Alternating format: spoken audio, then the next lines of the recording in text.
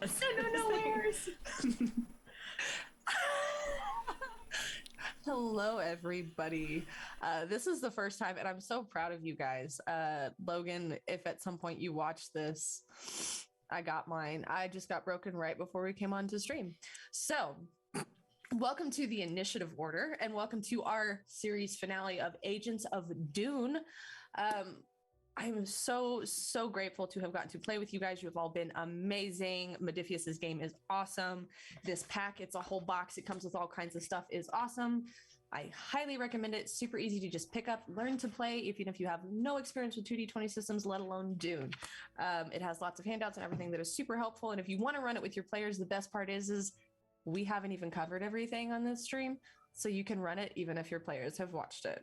Just saying. So let me go ahead and pull up my notes because I'm good at stuff, I swear. And we will give a quick shout out to our sponsors before doing player introductions and setting the stage and the scene for our final episode. So first up on our list of sponsors here at the Initiative Order is Session Zero Clothing. They have D&D inspired streetwear. You can use code ORDER at checkout for 15% off in their shop.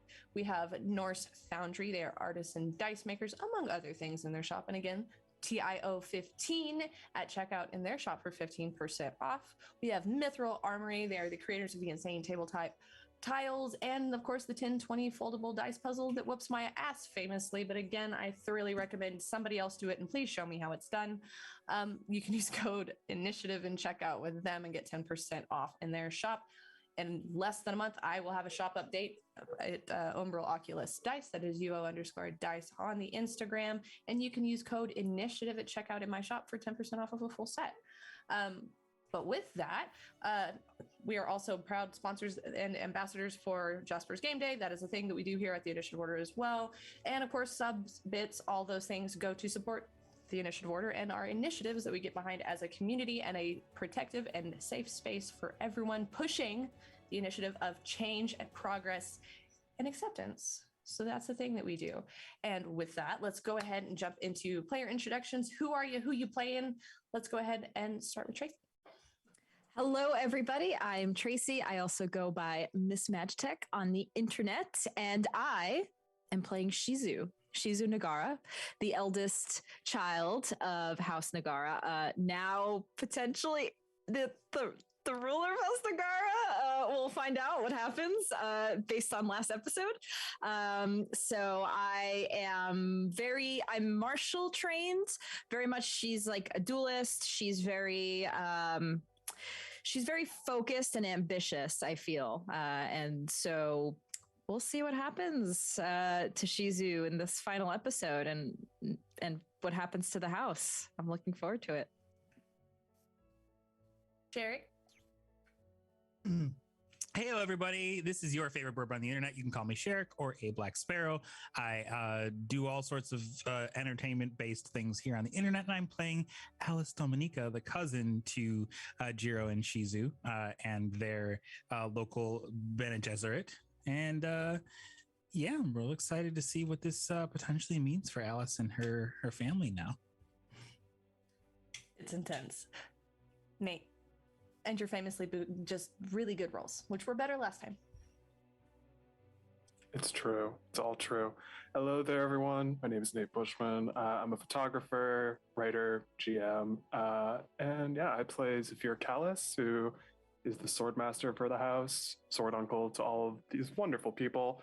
Also, I called Baron Harkonnen ignorant last session. That was fun. I've been thinking about that a lot, but yeah, looking forward to hopefully surviving. I don't know. We'll see what happens. Just don't be around the Baron never again. All right, Jess. Hey, hi, hello. My name is Jess. I don't know, the internet's favorite goblin. Let's steal a little bit of that. I am a general tabletop RPG player. I love to put my little magic into things. I am playing Natalia, who is House Nagara's mentat. She is a human computer, loves dealing with statistics and mechanisms and understanding the world around her as much as possible, as well as trying to be a confidant and advice giver to Shizu and Jiro. All right. And of course, last but definitely not least, Miguel. Oh, hey, that's me. Hi, everyone. I'm Miguel. You can find me around the internet at Miguel __ Classico, wherever social medias are made. I will be portraying Jiro, aka Baby Boy Nagara, second banana to Shizu, socialite, fashion icon, renowned food critic, and master manipulator. He's recovering from a footsie owie and hoping to just get right back in there because he's real sad and real angry about the news he's heard. Yes, and I am your game master. This evening, I am Taryn Hackett, also known as Valroop across the socials, generally creative human, TTRPG player, and GM, dice maker under the moniker of Umbral Oculus Dice and Eldritch Entity. You can catch me here on the initiative order from time to time, just in the mythical melee. That was super awesome. Be sure to catch VODs on that. I am over at the Red Hair Inn on alternating Tuesdays and Fridays now, as I am in the Ecrium expeditions, and I am jamming a mini series over there that is spoopy themed and all the funs on alternating Fridays called Dust to Dust. And if you like spoopy witchy vibes, I thoroughly recommend it. And if you want to get your Halloween out early, join me, because all year is Halloween. But with that, we're going to roll our intro for the last time for now and start setting the stage.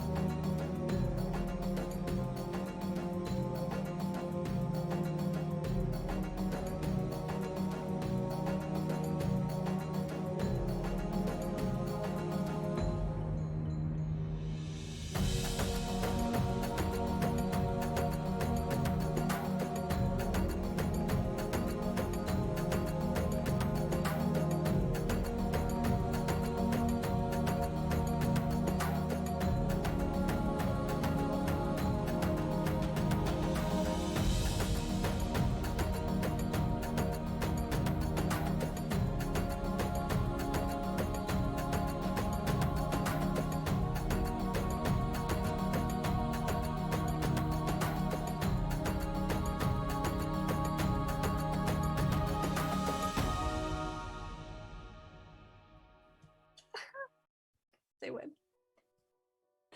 And we're back. We did it again. So last episode, it began simply enough, business as usual, so you thought. Waking up in the middle of the night, having bad gut feelings, having a nightmare vision. Everyone immediately gets up, goes to the hallway to find that Jiro is missing. Of course, while finding that Jiro is missing, they go to Jiro's dorm to find him writhing under the covers, sweating profusely, only to see a seeping wound, clearly an infection from the burn wounds that was somehow treated poorly. However, Natalia's burns were treated better. So immediate suspected foul play kind of got your minds going. You did manage to, of course, have to go about daily business, even though Jiro spent most of the time in the infirmary, actually being treated this time, was recovering, resting, and eventually was back to his usual self, requesting cheese boards, even though still on a respirator. But while Jiro's recovering, you did make it back to the lab to start inspecting your machinery for spice harvesting, as House Nagara is supposed to be advancing this to make your time on Arrakis more profitable. Of course, arriving immediately, Dr. Gagno is meeting you saying something's not working, it's trying to blow up, this is crazy. You investigate only to find that it has been purposely sabotaged by a one Jiro. Going to interrogate this person, of course, the Harkonnen had recommended torture. And House Nagara has proven thus far that that is not the way that they facilitate things. And as you prepared to begin negotiating with this person, she offered a trial by combat. And if you defeated her, she would dedicate herself to serve House Nagara. You inside checked the hell out of that, and it was true. She meant what she was saying. So Shizu fought toe-to-toe with Jiro and won, swiftly utilizing tactics that Zafir had taught her himself, as well as just some quick wit of her own. You gained Jiro as an ally and did receive a couple of secret messages that not only Jiro had, but ultimately that Zahn could not be trusted. You also learned that House Vernius was also very likely meddling in what you're doing, as they are a rival. Of course, returning home from all of this, back to the compound, you discover that the Countess Nagara has arrived. She had surprised everybody showing up, and as you're dining that evening, you begin to realize pretty quickly that the relationship between the Baron and the Countess, while you had surely suspected it had to have been somewhat friendly, felt anything but. Things were very tense, and you could tell that the Countess was defensive and concerned of a danger. The night passed awkwardly on until finally a breaking point was reached. The Countess began debating the Baron, requiring and demanding that reparations be paid for the damages and the harm done to Jiro. When the Baron refused to compensate monetarily, what he had promised would not happen, an argument ensued. Ultimately, the Baron did agree to pay. Only after everyone defended the Countess, stood at her back, and of course one of you did call the Baron Harkonnen ignorant. Jiro, of course, sassing behind face mask. Yes, that actually did happen. If you go back and watch the episode, you were definitely doing that. And the Countess demanded and decided you were leaving. You board a ship, hit space, and as you're exiting the atmosphere, it all too suddenly becomes a flashback of a training exercise as sirens, alarms start blaring. You book it, remembering your training, knowing exactly what to do as the Countess, with all of her very slender but stern might, holds the steering wheel basically up to keep the ship aloft while you attempt to repair the broken machinery. And you do manage to repair them, only to hear over the intercom as you are rushing back to the cockpit. You see the cockpit door close, and you hear over the intercom the Countess Nagara telling you all that she will not be joining you, and that by ordering you to go make those repairs, she bought you time to make it to the escape pods and escape safely. Zafir carried Jiro to an escape pod. Jess, Shizu, or not Jess, Natalia, Shizu, and Alice managed to make it to the second escape pod. As these escape pods jettison, you look back at the ship as there is a massive explosion.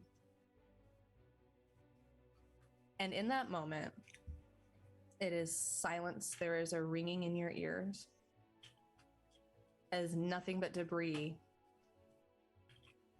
remains. You can see hunks of this vessel floating in what once was the cockpit. There are no signs of life. Now, the next bit of time passes in a haze for you. You take these escape pods, and they do go to the hangar that you were going to, which was going to be your ship taking you to Arrakis.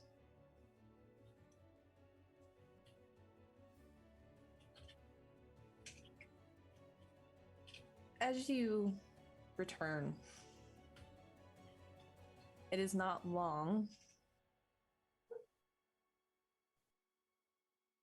before this ship immediately returns back down to Gady Prime.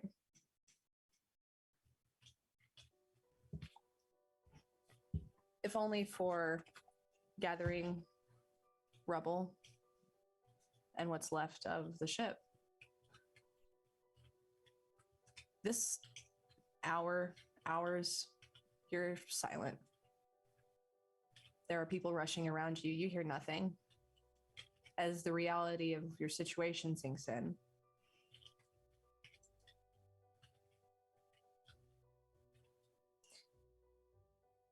you are now the leaders of House Nagara. That sets in. That continues to weigh on you.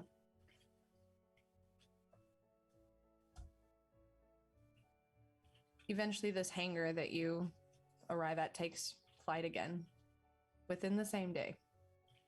But aboard this ship, aboard this hangar, is a solemn ceremony. A formal funeral for the Countess Nagara. Through this ceremony, it is very ritualistic, very formal, very rigid. You find yourself droning through most of it. You're met with congratulations from some Harkonnen representatives, but there are no joys to be had here for you. But as this funeral comes to a close, representatives leave and you are left to yourself on this hangar, now heading towards Arrakis, as there is no time to waste. Your duty on Arrakis can't be postponed. The Countess Nagara's body is being returned to your homeworld for a proper burial. You see that ship depart, and that is where we will pick up with you, watching out as that ship takes the Countess back home, and you head in the opposite direction. Alice looks incredibly stoic.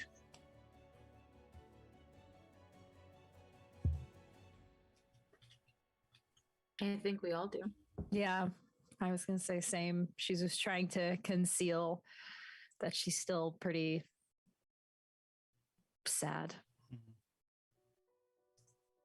But like with Alice's incredible control, like it just looks like any other day to her. Mm-hmm. Yeah, likewise with Zafir, I would say Zafir would probably be looking at Alice and just, it's the same sort of look, exact sort of stature and all that sort of, yeah. Jiro, it's in this moment where you finally remove your respirator, frustrated. And you begin to remember the words of wisdom that your mother's departed on you on multiple occasions. Usually pick your battles, things of that nature. But that's what you hear in your head, is those sweet moments where she wasn't the Countess. She was mom. I've been kind of just like palming a glass of spice wine and just take off the respirator to finally imbibe and this big exhale. And say, despite and I'm still in a veil, like just black, all black head to toe, the Nagara emblem, certain spots, and then just really dark lenses over my eyes as well. And so despite my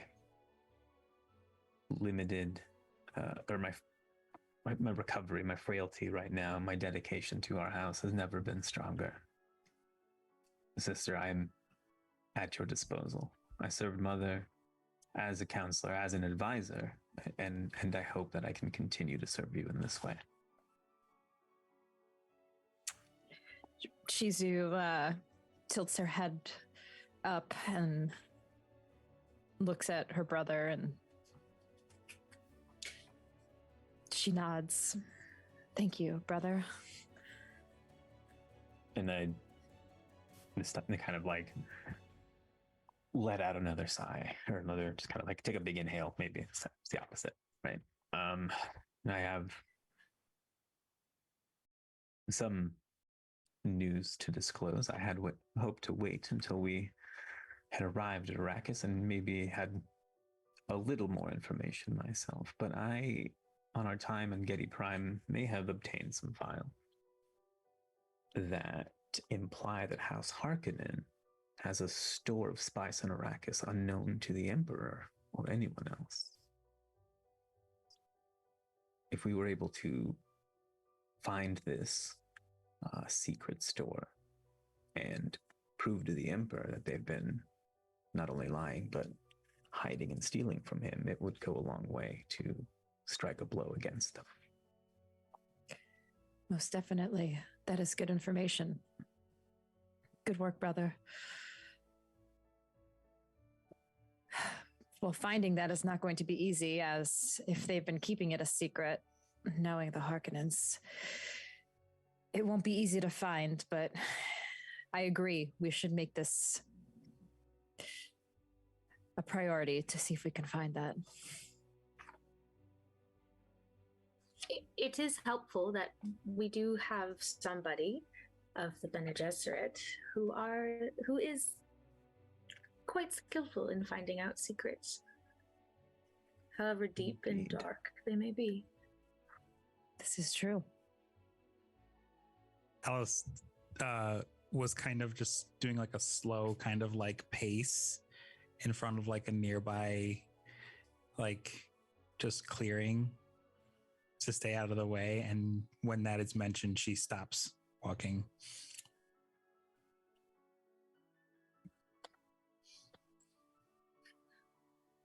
What is it that you need?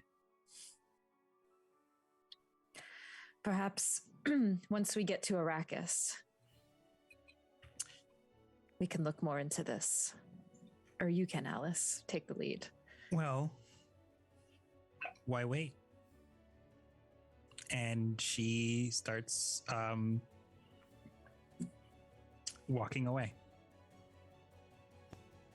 And for you, Taryn, she is going to go and contact her friend Marie, who is on Arrakis.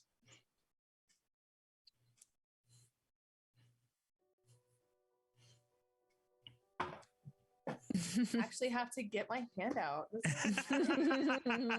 See how helpful this is? I was like looking at this asset and I'm like, when am I going to use this? I need to know. I got to fit it in there. Yes. Okay.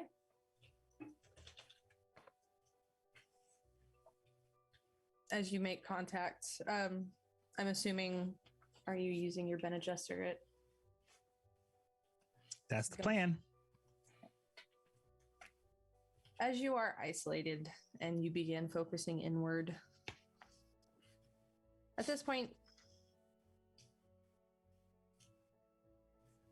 it's not like a direct constant line. It's bits and pieces. Words here and there.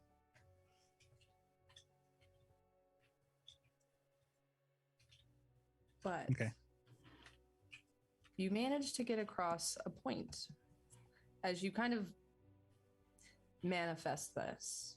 You know who you're trying to talk to. You know these things. It's almost a gut feeling that you're trying to get out. For a while, it feels, as you're sitting there, 10, 15 minutes, 30 minutes goes by, and you feel nothing. Too far, maybe. Before feeling this twinge in the back of your skull of affirmation of intention and of an impending meeting. You feel as though, as you're going forward, that the message is received and you will be face to face with her soon on your arrival. Message received. She doesn't get terribly far. I think her plan was to kind of just go to a space to think better, clearer. It just looks like as you watch, like it's like Alice is just sitting there, just focused for like 30 minutes before there's like this sigh that kind of releases. Okay. Then she comes back. Well, the message has been sent and received.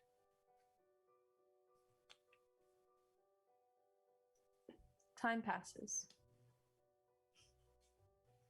And eventually, you're rushed to the shuttle. You've arrived. You're not sure if it's been hours, days. You've hardly slept. You don't know. It's a blur. It's likely been days. But the way that you've operated doesn't feel like it. You sense the shuttle's departure as a slight vibration in the hull. There's a moment of queasiness between passing beyond the vessel's gravity field and the shuttle systems compensating. The pilot adjusts your approach.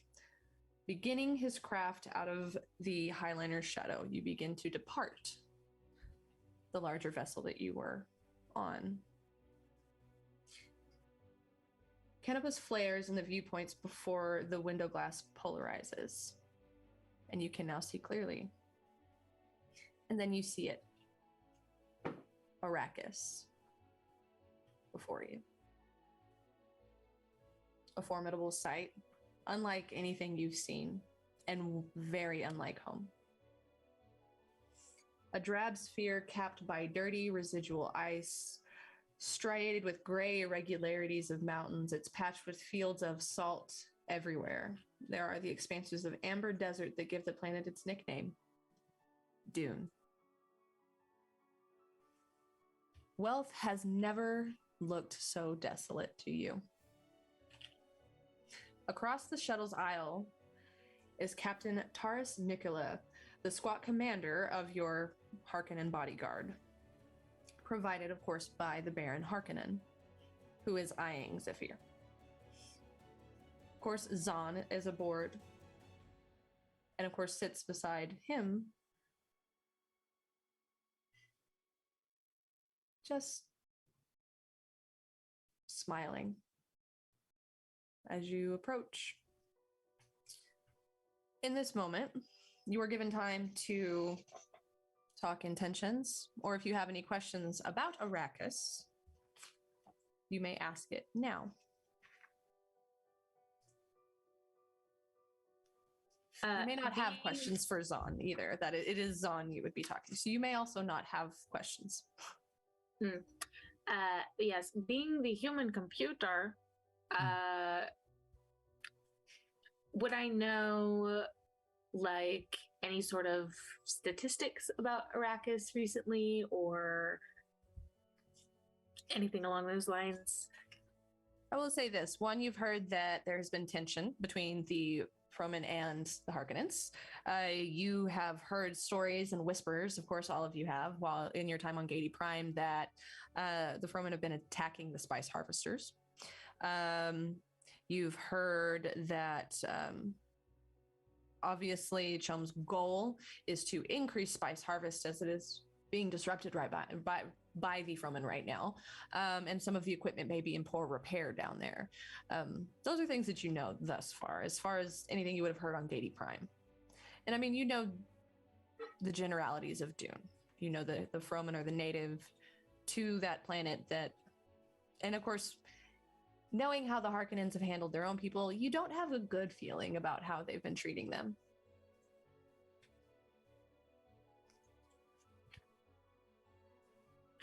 Great. I approach Zahn. Mm-hmm. And I say, good Zahn. I don't know how you greet people. A curiosity. Perhaps you could answer a question or two that I may have about the Arrakis, the place we now find ourselves. Rather musty, humid, surprisingly.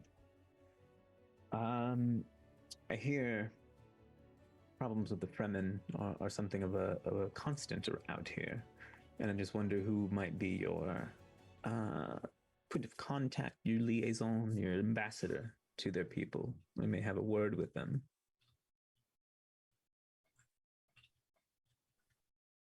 We have several contacts down there. You'll be meeting all of them soon.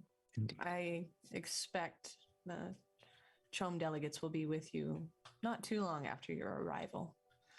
As of course, you might have succeeded thus far in your delegations, but this is probably the biggest test yet.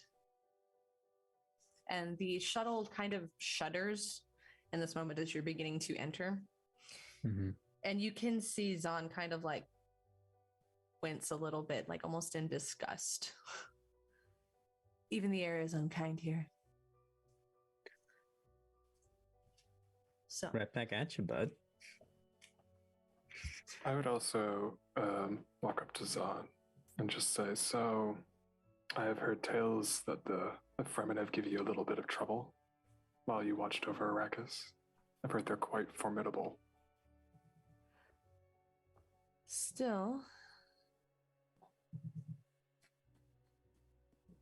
Arrakis is a savage world. Everything about it wants to take your life. No precipitation, no vegetation, nothing. You all need to be prepared to bend it to your will. The enemy, he says with a smile as he points to the map, and a formidable one. Speaking of the Fremen. Still, together we will tame the land for the glory of your House Nagara. And we begin that task now as he reaches over and immediately opens a file, almost as if he was waiting for you to bring up the peoples of Arrakis. As you can see, Zahn continues and opens up a immediate statistics of spice melange. You can see highlights of impressive 12% returns. You can see how well they were doing. Now, the increase required by CHOAM barely kept pace with the demand of the Imperium. You'll be hard-pressed to maintain profits given the condition of the equipment that you will have at your disposal. The Freemen aren't helping. Their attacks on our mining operations have been quite troublesome. The situation on Arrakis, of course, is always fluid, and complete accuracy is often elusive. Nevertheless, the difficulties facing you in terms of spice production and insurgencies are not insurmountable, especially with House Harkonnen and our expertise at your disposal. He looks out the window at the landscape and suddenly glares through the polarization. We're at final approach. Just so you know, the Fremen are desert-dwelling indigenous nomads. They live in caves, sieges, and are known for their savagery and superstitiousness. No one knows their numbers since the Imperium has been unable to contact and conduct a census on them. We suspect, based on our analysis, of course, that there are not that many. However, you had best pay more attention to the city dwellers, descendants of off-worlders, who make up the core of your skilled labor force. Though many were born on Arrakis, they have little in common with their natives. As he finishes that, I walk up to Shizu and whisper ever so quietly, like, remember, the enemy of my enemy is my friend. She makes a slight nod at that. I have a very curious question, if it's all right with you. As usual. Well, knowing the harsh conditions on Arrakis and there not being a lot of wildlife that pertains to this particular planet and its climate, have you had any worm sightings? He looks briefly. There's like a twinge. You'll see soon enough. But yes. Because I've been doing some thinking. I'm known to do some thinking, and I've thought about perhaps that maybe the machinery itself is irritating their habitat, and that would make them come to the surface more, and that would make the Fromen more angry, and that would cause them to attack the spice harvesters. And I just have some very new and revolutionary ideas that I think will help with spice production and keeping our relationship with the Fromen civil. So now you're going to negotiate with worms. Does seem to be Nagaro's specialty. Well, a worm can only wriggle for so long before it falls off the hook.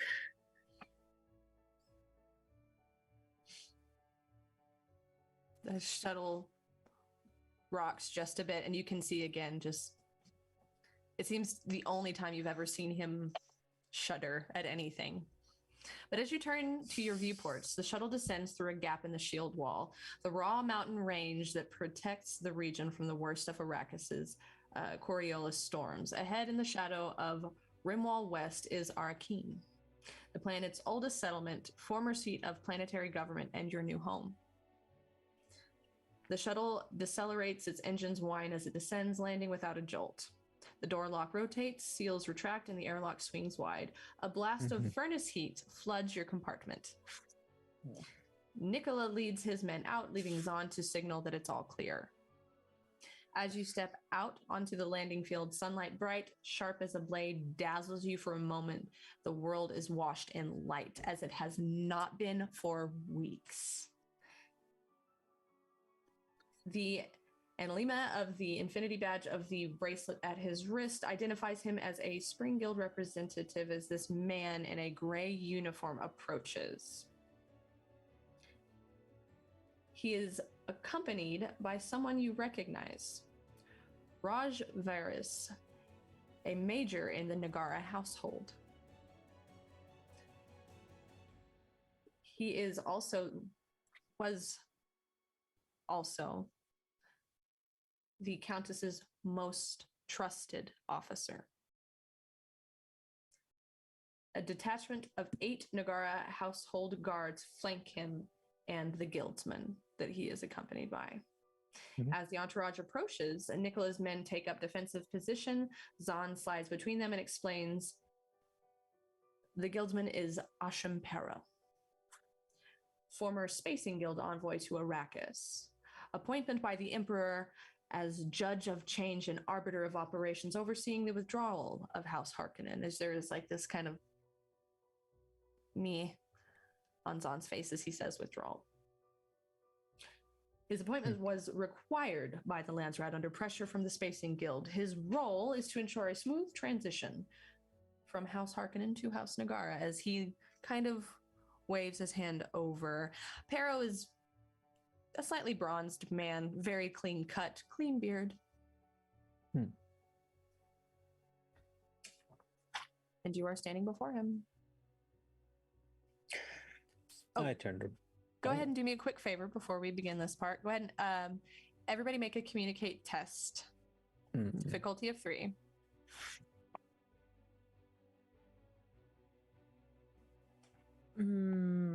Great.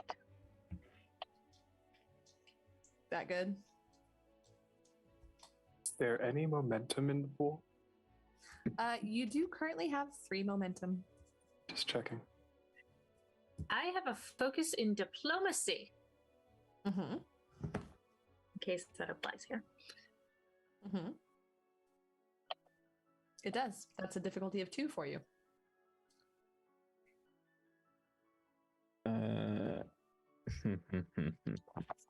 I have 1 success. Is it Anybody 3 else? cumulative or 3 apiece? 3 total. Oh, thank God. Oh, Oh, Yeah. Okay. I was like, It was more 3 per person. No. Yeah, I'll go ahead then. Use duty, so then it's so you said 15 for me, and I'm also gonna use my bold talent to generate 1 threat, so I can roll an extra d20. Yeah, it's Do 2 not successes. like when Taryn smiles after we give her threat. Yeah, nothing I can do about it, but I have no successes. So 2 success. 3 successes. Okay. So as you begin to be led by Pero, Zahn whispers to you all, Pero is not without guile.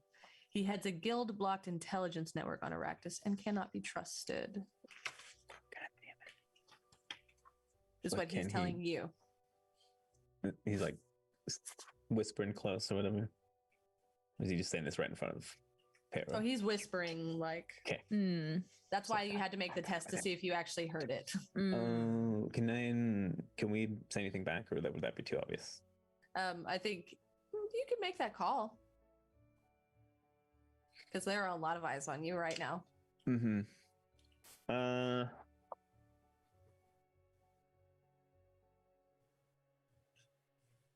Yeah, I'm gonna pocket that and maybe ask him when it's a little more less conspicuous.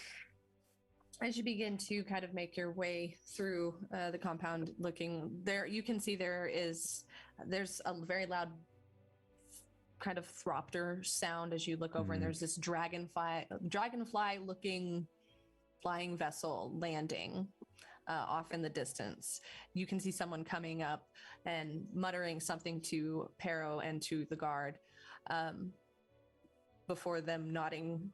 Some kind of affirmation has happened here, and then Pero turns around.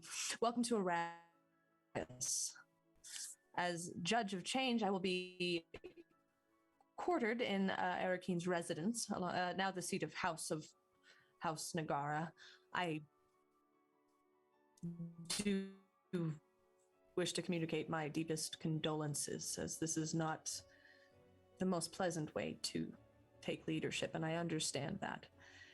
But much in the way that this works, and as of course the Fremen say, polish comes with the city, polish comes from the cities, and wisdom comes from the desert. I'm not good at these things, but my condolences. This getting to work will help. Natalia holds up a hand and she says, "Your words are appreciated." Indeed. With that, I will also be your liaison in communicating a lot of your spice trade, and I'm aware, as you might assume, that several of the great houses of the envoys that are quite several great houses are rather envious of you at this point. So it is logical to assume that there will be infiltrators, especially early on, and saboteurs working to undermine you, as you may already. As such, we should anticipate that there will be attacks on you, specifically the Fremen, and spice mining operations will probably increase quite a bit. So you should be prepared to make quick decisions and prepare. Yes, we have been training for this. We are ready for what is to come. Good.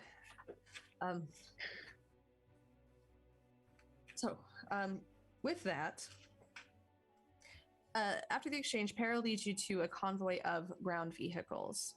Here, he ushers you into a surprisingly well-kept limo car bracketed by heavy transporters. Under his instruction, Nicola's force occupies the first transport, Varys' troop the second, and Perro's personal guard stationed around the convoy, the third, located at the rear. None of the vehicles are shielded, a feature you have all taken for granted your entire lives. When you mention this to Zahn, he says, Arrakis' ever-present dust prevents personal and vehicular shields from functioning, even for short periods, making them too expensive to maintain. House shields, like those protecting the residents, are more resilient, but servicing costs are enormous. Well, guess we'll make do then. Zahn gets in one of these cars with you. He's in our vehicle, or? Yep. Okay. Now we can talk. As you are now in this car with Zahn isolated. Great. I'm assuming you want to know what I meant by that comment earlier. Yes. Sure. Well. Hang on just a second. Let me make sure I've got the right. Yep. Let's go up the wine situation in this limo and just Of course. I mean, you gotta hydrate.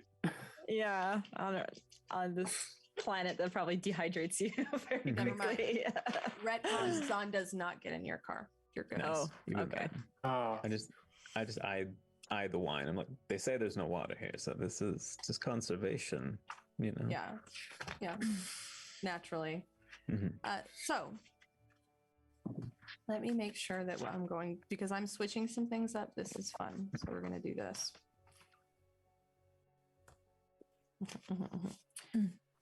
I bet he would attract dirt into our limo anyway. That's for the best. Yeah, that is. Yeah. Katie Prime follows them everywhere. Right. Oof. Scarred from Gady Prime. So it is during this time you enter into the vehicle and you're watching the city around you. You're seeing the peoples. You're seeing some with glowing blue eyes, others with not. But as you go through, you begin to get a feel for the atmosphere and the peoples. So it's during this time that it really starts to set in. This is home. How do your characters in this moment feel about this being home in the wake of Gady Prime, but also knowing your home planet?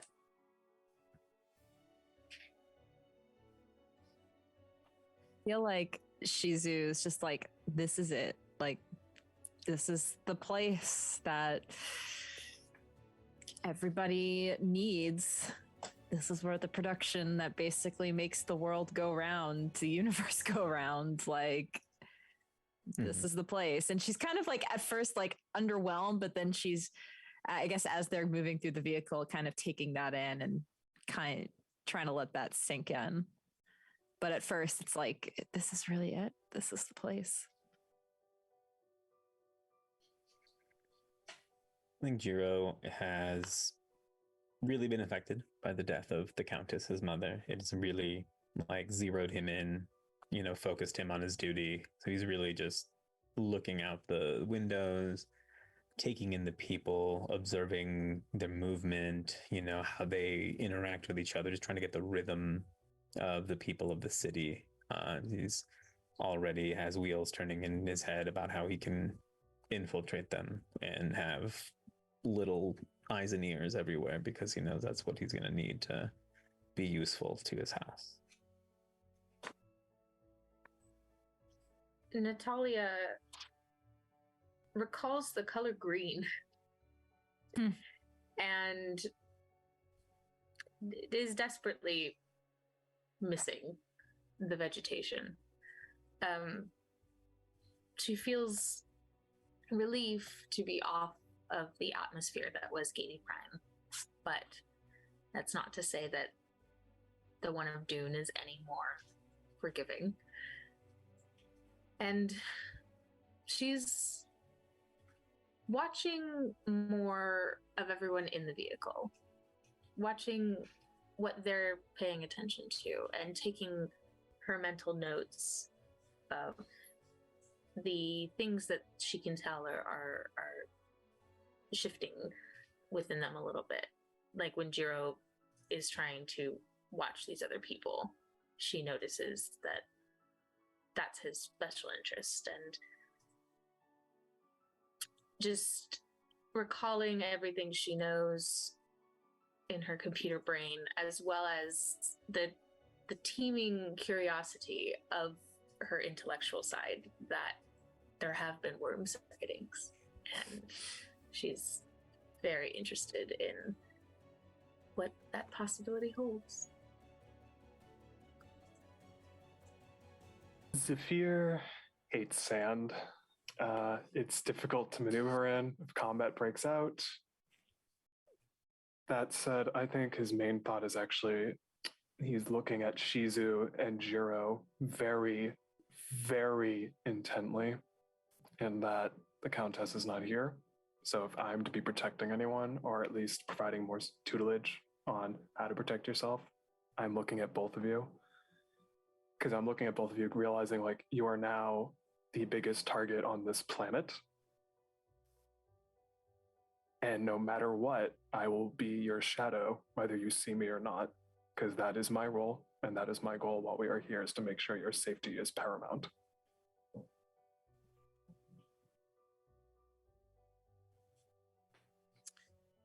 You'll find Alice midway between Shizu and Jiro. Pretty much any any place that they're going at this point. I think that's the best way to describe where Alice is at.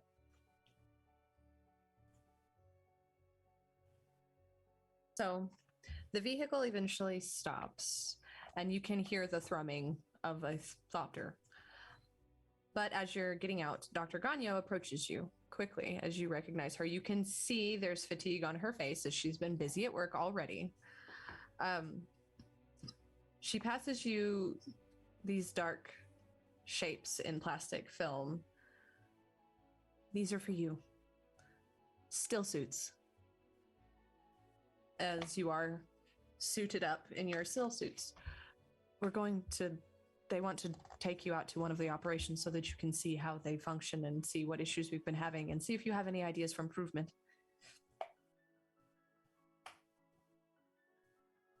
All right, then.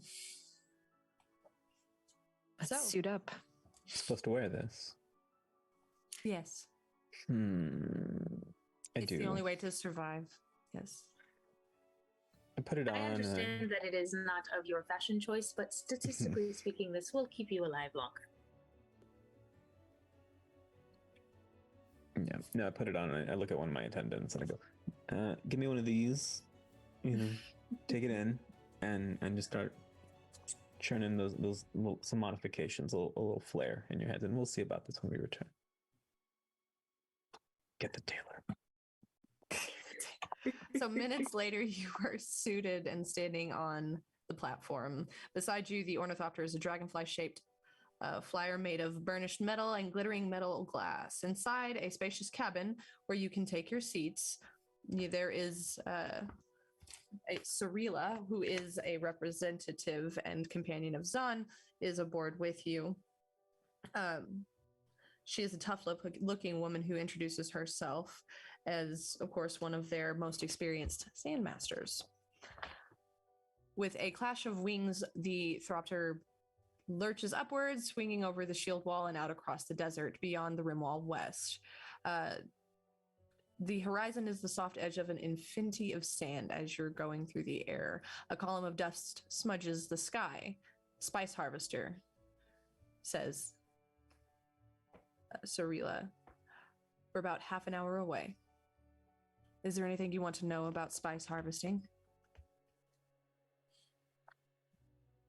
Are the issues more common lately? You said that there are some issues that they've been having. Is this something that's common, or is it more rare to have issues with spice harvesting? Issues are numerous. It's just a matter of what the cause is. It's usually worms. And how serious is it on the production how serious do these worm occurrences happen, and how badly does it affect the production? They'll take out entire units and completely disrupt the entire operation. We don't know much about them. They're just colossal, and honestly, it's quite astonishing the amount of force it takes to kill them. We're not even really sure if there's a connection between them and the spice. Honestly, they seem to protect the spice lands, but that seems to me what makes them dangerous.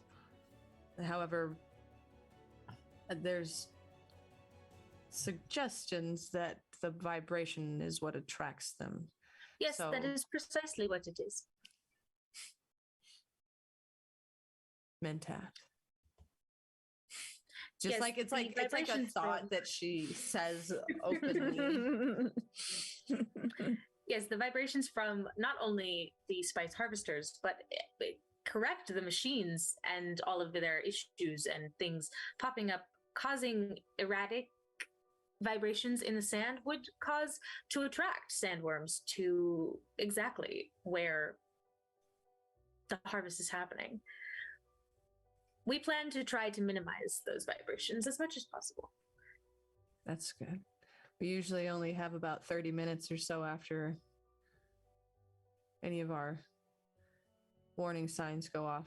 If we see a wall go down, our defenses only have 30 minutes to evacuate.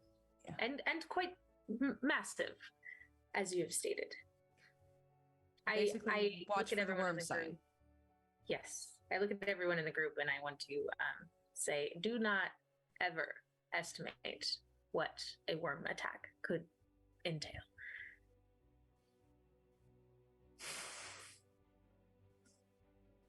Do you have any other questions before we... Good. And she just turns and faces forward. So, when you return your attention to the desert finally, after kind of being like cut off and like you can sense the same, that attitude is just a constant. You're not really sure if it's actually intended at rudeness or if it's just the people's.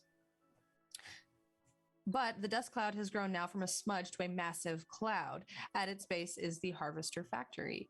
120 meters long and 40 meters wide, it resembles a giant angular insect mounted on tracks. Its cavernous scoops funnel sand into its refineries, blowing out waste into a rolling swirl behind and to its sides. The pilot brings your ornithopter round in a wide circle, touching down on a pad at the rear. When the ornithopter lands, you feel the harvester thrum with power. It vibrates in your skull and sets your teeth on edge. The rhythmic noise is deafening, and Sherrick points to ear the defenders hanging above you next to the thopter's door. Just as you disembark, a klaxon blares. She pulls you back into the thopter. Worm sign, she yells. Cirilla beside you is pale and sweating and silent.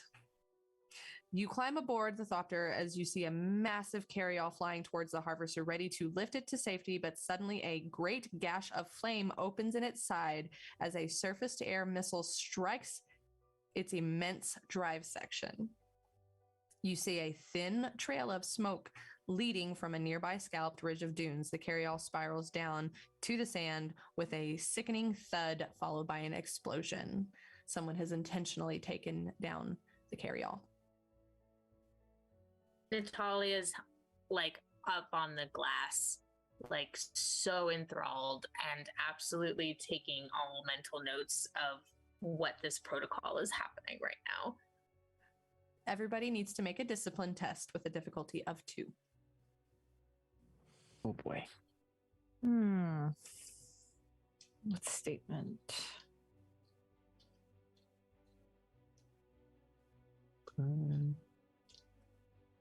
That's 14.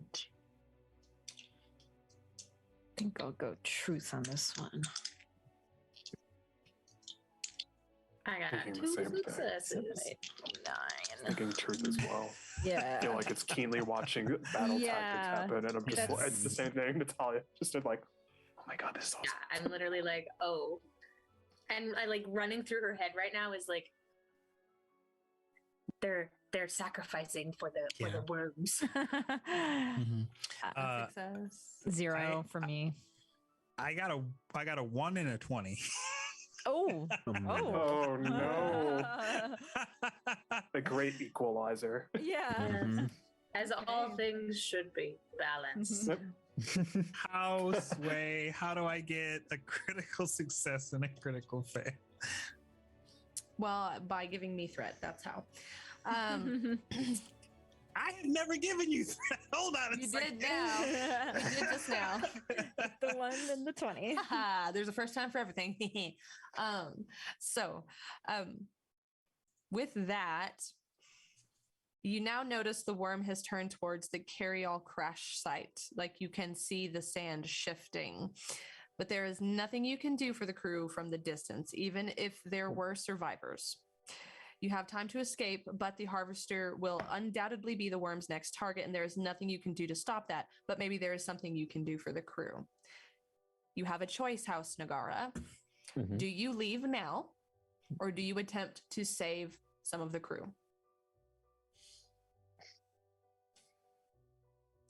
Alice looks directly to Shizu.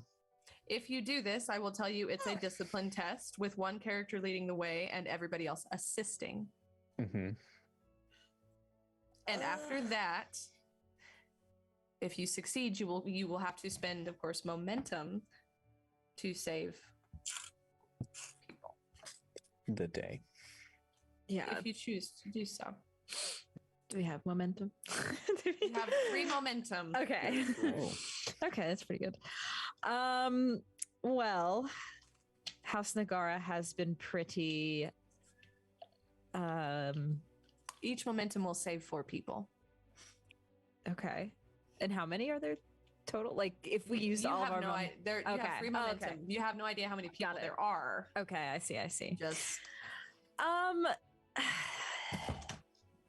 I feel like yes. I feel like yes, that we should try to save them. This would leave a lasting impact as one of our first things that we do on Arrakis. And yeah, I can't help but think back to where we were previously. And yeah, I think we should try to help these people.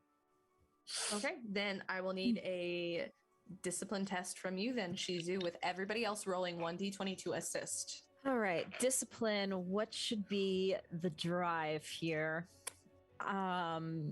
It could be duty. It could. I'm gonna go with duty because my statement is people are the true strength of a noble house, and just people in general. And that seems to be a lot of the times when we're helping people. That's part of our duty. So so it's a 7 plus 4, 11. Let's roll.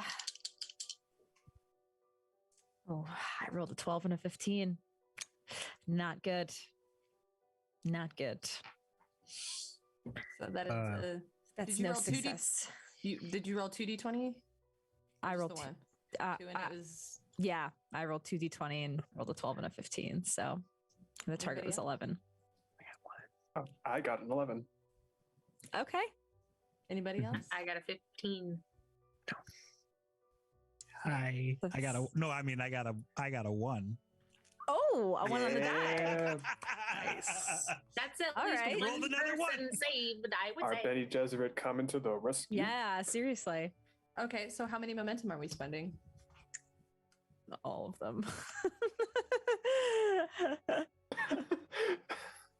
Dare we? We'll get more. I just saw what's his face. Oh, Actually- Gary Goldman. All of that. Actually, with that natural 1, That's good. uh, you actually, because you beat the difficulty, so you actually got Mhm. 1 more, so you have 4. Let's use 3 momentum. All right. 12 crews. please. Yeah. So you manage to scurry and grab. You instruct them, the pilot, to go towards the harvester, and you manage to save 12 crewmen before eventually you just have no time left. If anyone else is on the harvester, there's nothing else you can do for them. Losing your lives will serve no purpose. As your ornithopter takes flight, you see the vast maw of a sandworm rise beneath the harvester. Its vast jaws close around and crunch down, and it explodes as hundreds of sandworm teeth drive into its hull. The titanic creature barely registers this explosion and sinks back into the sand, leaving nothing in its wake. Oh my gosh. This is like our first big sandworm encounter, I guess. I don't think any of us have seen, we might have seen them in the books or something, but we've never seen one in real life. Oh, no, never. I know many things about these sandworms, but never have seen one. And like, if this were like an animated cartoon, like Natalia would be like, you're the only one except the rest of us might be like, oh yeah, it's equal measures majestic and terrifying. Absolutely terrifying. Yeah. So as you're taking off, this is just this visage of this massive creature coming up, devouring the scissors, and explosion, and your thopter rocks as you begin heading back. And of course, still taking note that there was a rocket shot. Yep. Yeah. Somebody said. Immediately, you can hear the pilot talking, saying something about the Fremen.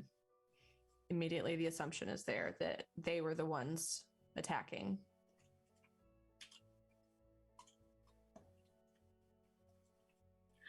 Would I know anything? Have rockets.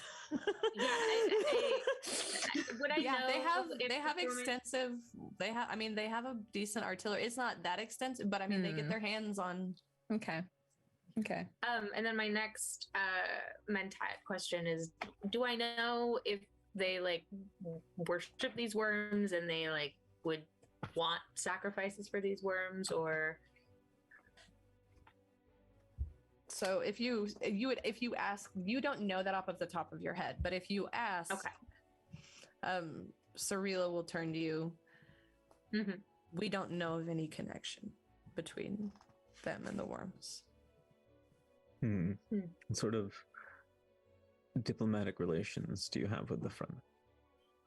They are the second biggest threat to spice mining. Mm-hmm. They are primitive desert vagrants without much culture. Thankfully, there are very few in number. I suspect that the desert takes most of them. But not the ones at the rockets, it seems. Clearly. And they've not made demands or approached with any sort of needs, wants. What is it they get out of attacking our spice producers? They just want us to leave. Interesting. Negotiations are minimal. So it seems the art of diplomacy has not taken root here on Arrakis as it has on our homeworld. A shame. And these are the indigenous people of this land. And they are of the single most important asset to the Empire. Without it, none of this is possible. And I wholeheartedly agree with that. But I think that there could be and should be some sort of deal, or I agree with Jiro, diplomacy. If only we can make that connection. Mm-hmm. Plus, you have to give them credit.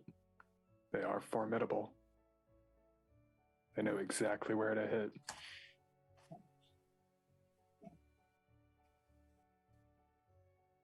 Smart.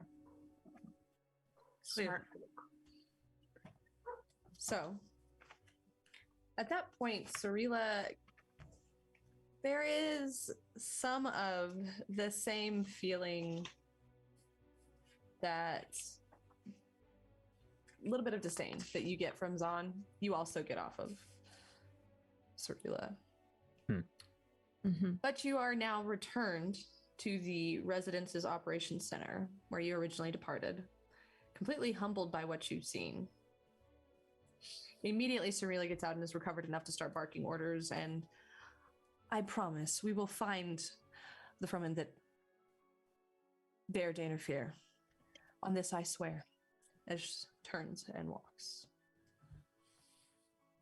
So soon after this, Dr. Gagno summons you and debriefs you about what they have learned in the field and begins to tell you all of the ways that they have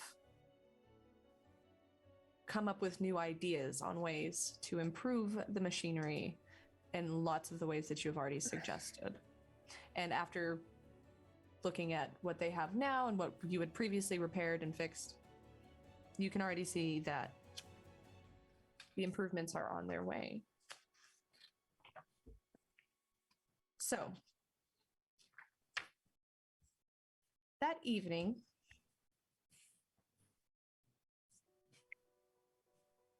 Alice, there is a small knock at your door as you have all just retired to your rooms.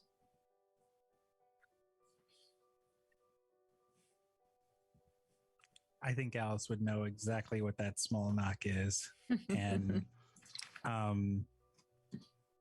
would not hesitate to go towards the door. At the door is a frail built, somewhat bronze darker skin, slightly auburn hair with bright green eyes, but this very frail build meets you and just smiles. Marie. Alice? Quickly, come inside. And briskly makes her way into your room.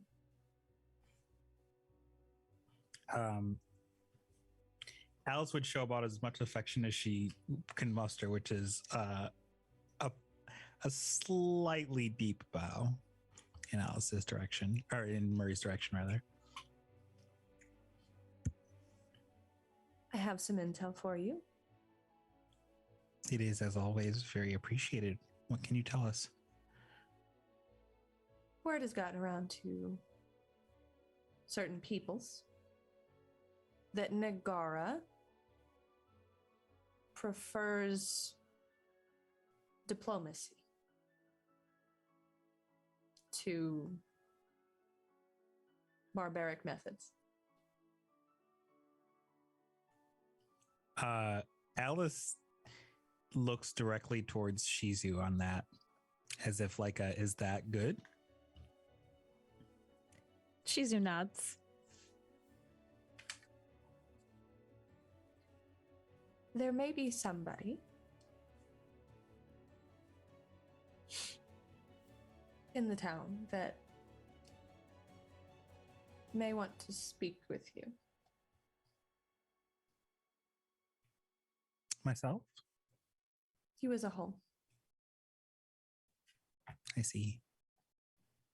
How will we find them? Go down to the Street of Hawks. Make your way. You'll be recognized.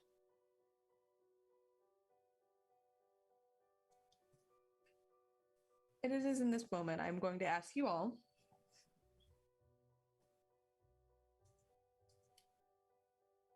do you decide to take troops with you or go alone?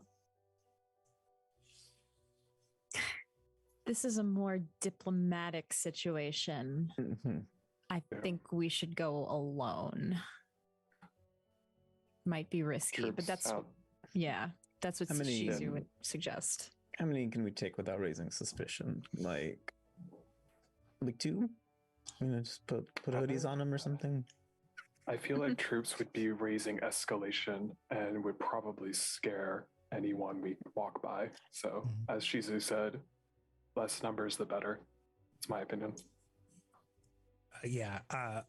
Thinking as Alice, I feel like us going at all will raise enough suspicion. So seeing more than the house would raise even, like, it would just be like exponentially more. You know what I mean? Like us already going out ourselves, I think will be a high alert kind of a situation. So with more people, I think it would just, you know, that's my thought though. I would think we would disguise ourselves. That it can't be known around the city that the heads of House Nagara are just gallivanting around the city with no bodyguard. That would set all sorts of knives against us.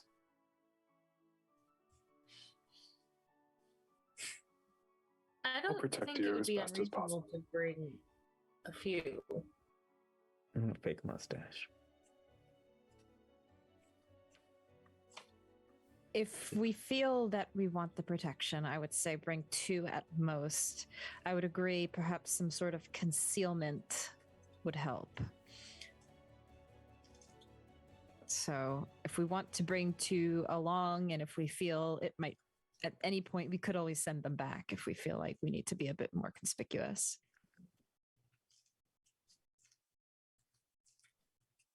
That's true and smart. Mm-hmm. That's a good idea. Marie hands over a simple hand-drawn map to you, Alice. Enough so that, if found, would kind of just look like a basic city map, but nothing suspicious as to give direct directions to the specific street, if that makes sense. Just looks like, I was wondering what the markets look like. So, you begin to make your way. Of course, before this, I did want to let you know, Jiro, you are given a personal shield and a kinjal, which is, of course, the knife, so that you have something. Zafir, the same. Shizu, you are granted a personal shield as well. Natalia has the electronics kit.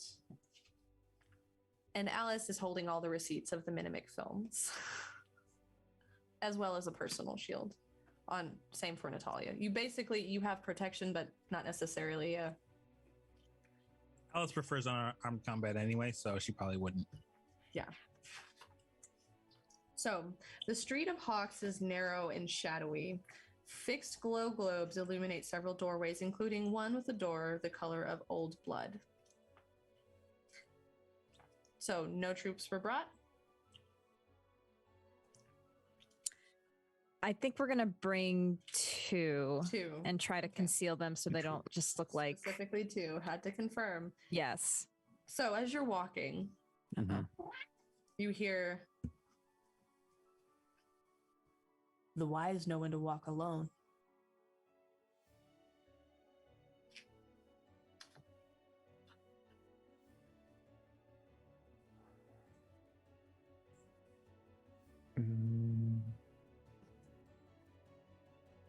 I look around and see if I can see where that voice is coming from. It seems to be coming possibly from that red door, as it is just barely cracked.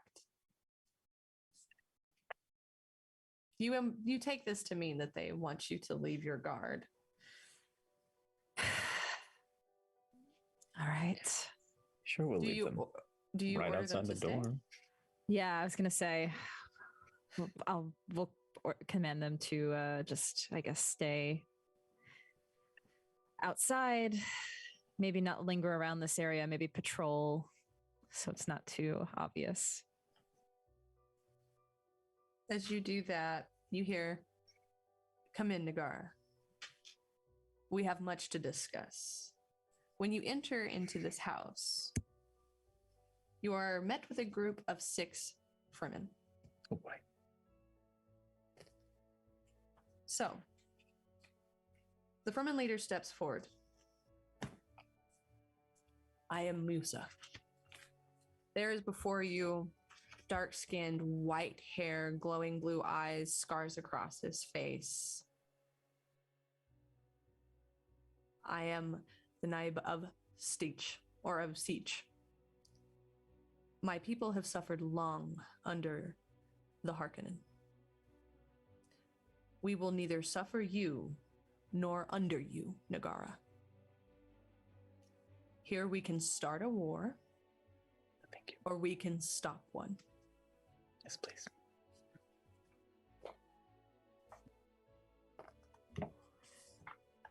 Well, Shizu kind of taken aback by this. I think not what she's expecting, and also a little like forward, I suppose. We, House Nagara, has always been very diplomatic, and we do not intend to bring suffering. That is not what the rumors say. What do the rumors say? That you are here to exterminate the sandworms. Who started these rumors? The Harkonnen? Those words have just made up their way around. I can give you my utmost, sincerest promise. We are not here to eliminate sandworms. We respect them as a part of this environment and this planet, and that they may be of some great importance to you.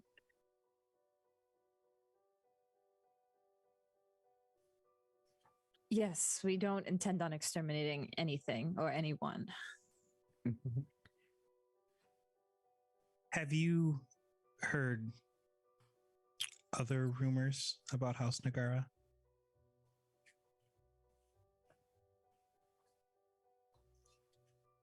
Just from smugglers. I see. Well, That you're not a strong house.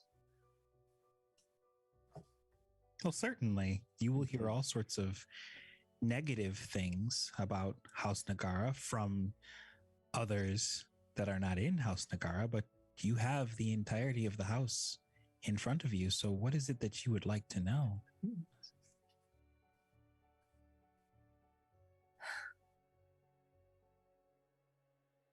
Will you continue to oppress as the Harkonnen have?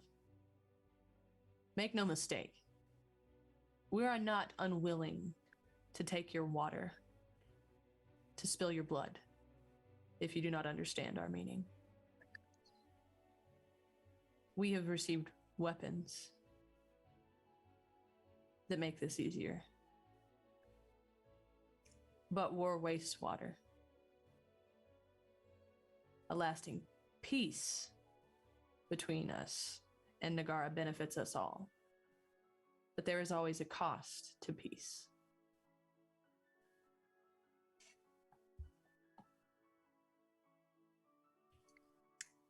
Well,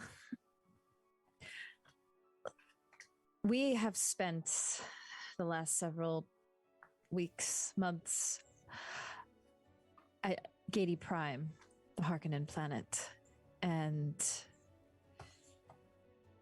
we have seen the way they operate. We have seen the way they have unfortunately oppressed, and we have not seen eye to eye in many things. This is something I will be open with you about in an attempt to have you understand our side. Shizu, if I may. Of course. To go and circle back to the talk of rumors, have you heard a rumor that House Nagara was responsible for saving some factory workers on Gady Prime? Okay.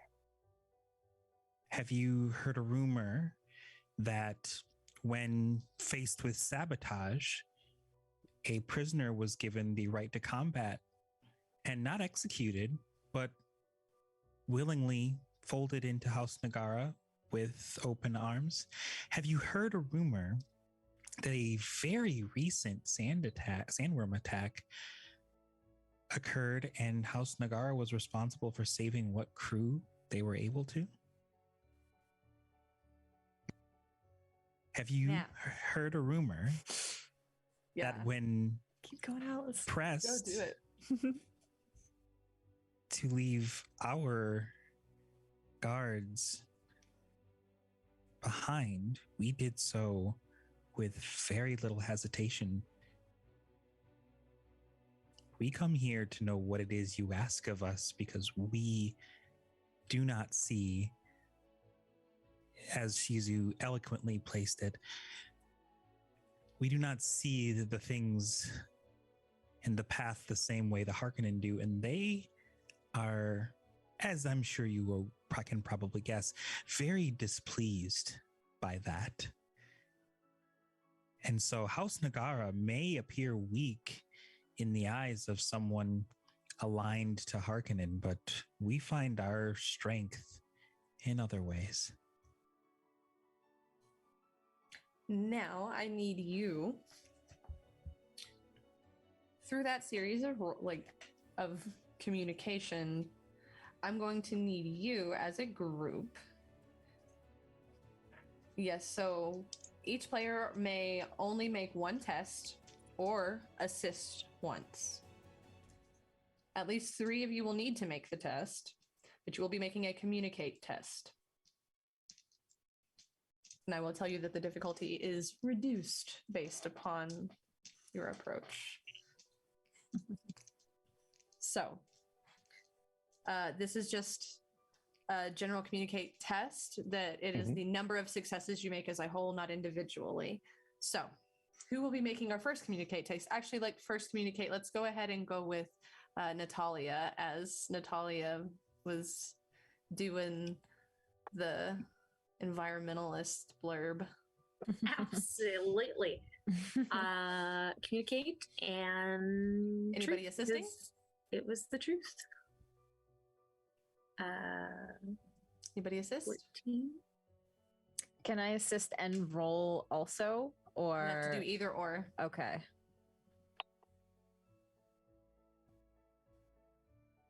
Your choice. I feel like Natalia, I trust Natalia, I think has a high communicate. I think. Well, I guess we should kind of play it this way. Who wants to roll? Yeah. Who wants to roll? Okay, so Okay. Jiro, Jiro has high Natalia. communicate. That's what it is. And I will say Alice should definitely roll after that because I'll assist. Yeah. I'll I'm assist gonna Natalia. assist when I can. Yeah. But yeah. I'll assist Natalia. Target 14. Okay. I rolled a 6. I rolled a 10 and an 18. Okay. Jiro? Okay. Yeah. Still rolling with duty, so it's a 15. Haha duty. And I rolled a 10. You get two d20s? Oh, is that right? Yeah. I also rolled a 13. So that's 2. All right, Alice. And I'll assist Alice on their roll. My target's 12, and I got a 5 and a 12. Yeah, my assistant helped at all. You were I too tried. stoic in the back. Zafir, a man of no words. It's very So- true. Through this communication, you can see on the look on Musa's face is that they seem to be convinced that House Nagara has been wronged and are actually honorable. At this point, you see any negative feelings that they maybe were building up towards you at this point? Rumors, words getting around. You can see them start to kind of, there's not so much hatred in their eyes as they look at you. They do not look at you as they do the Harkonnen. All is built on sand, Musa says. But we must build as if we are building on stone. So I will show my respect by speaking truth.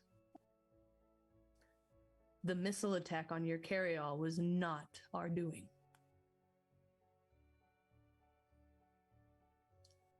Smugglers have been trading with us and offering us lasgun, pistols, and explosives. We have not traded for rocket launchers. The smugglers who sold us weapons were new to Arrakis and arrived after House Harkonnen lost its fief. You should know we're not responsible for all of the attacks on sand mining operations. There is another hostile force here on Arrakis. He gives you a compact, long-range communicator. The wavelength is coded into the device. Someone will always be listening, should you wish to contact us. Wait here for 30 minutes after we leave. My brothers will be watching, and we will know. And with that, he stands, and he and his men leave. And you have those minutes.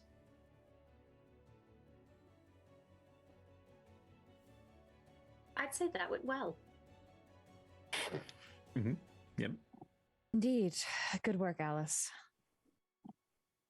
Truly admirable. Wonderfully said. I am merely observant, which is Alice's way of saying I kept them fucking receipts. Always keep those receipts. He said, I'm spitting facts. Eventually, after 30 minutes pass, you exit the building, retrieve your troops, and make your way back. At that point, as you are making your way down the hallway, you do see an exhausted Dr. Gagno returning to her own room. And she looks over and sees you, Shizu, and you can see her eyes kind of pop a little bit.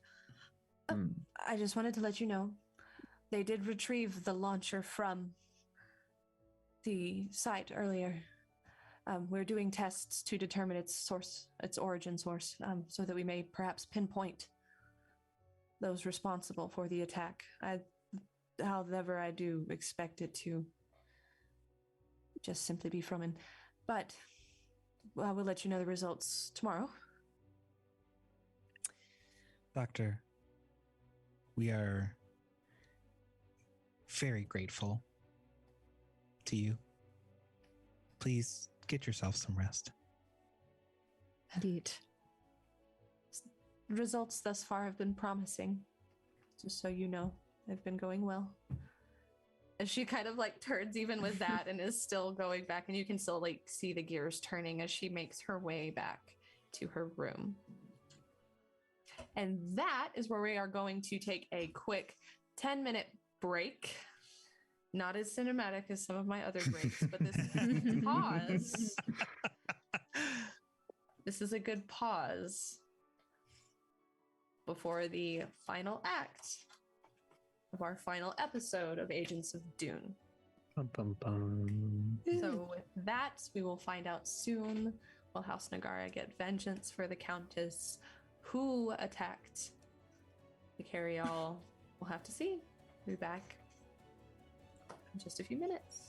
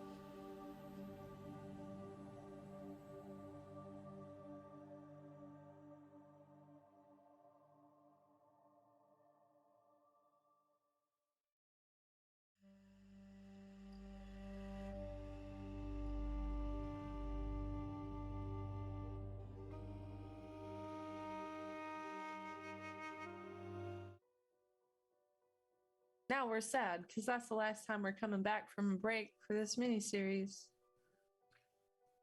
Thanks for that one, Danny. So you guys return to the dorms, start to settle in a bit, run into Dr. Gagno, who says they had retrieved one of the Froman weapons to investigate its origin. Mhm. The following morning,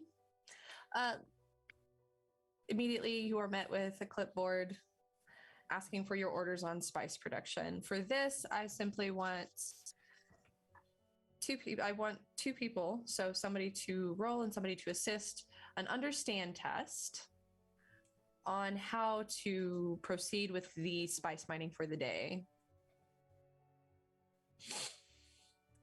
I can roll. I have pretty good understand. Who is assisting?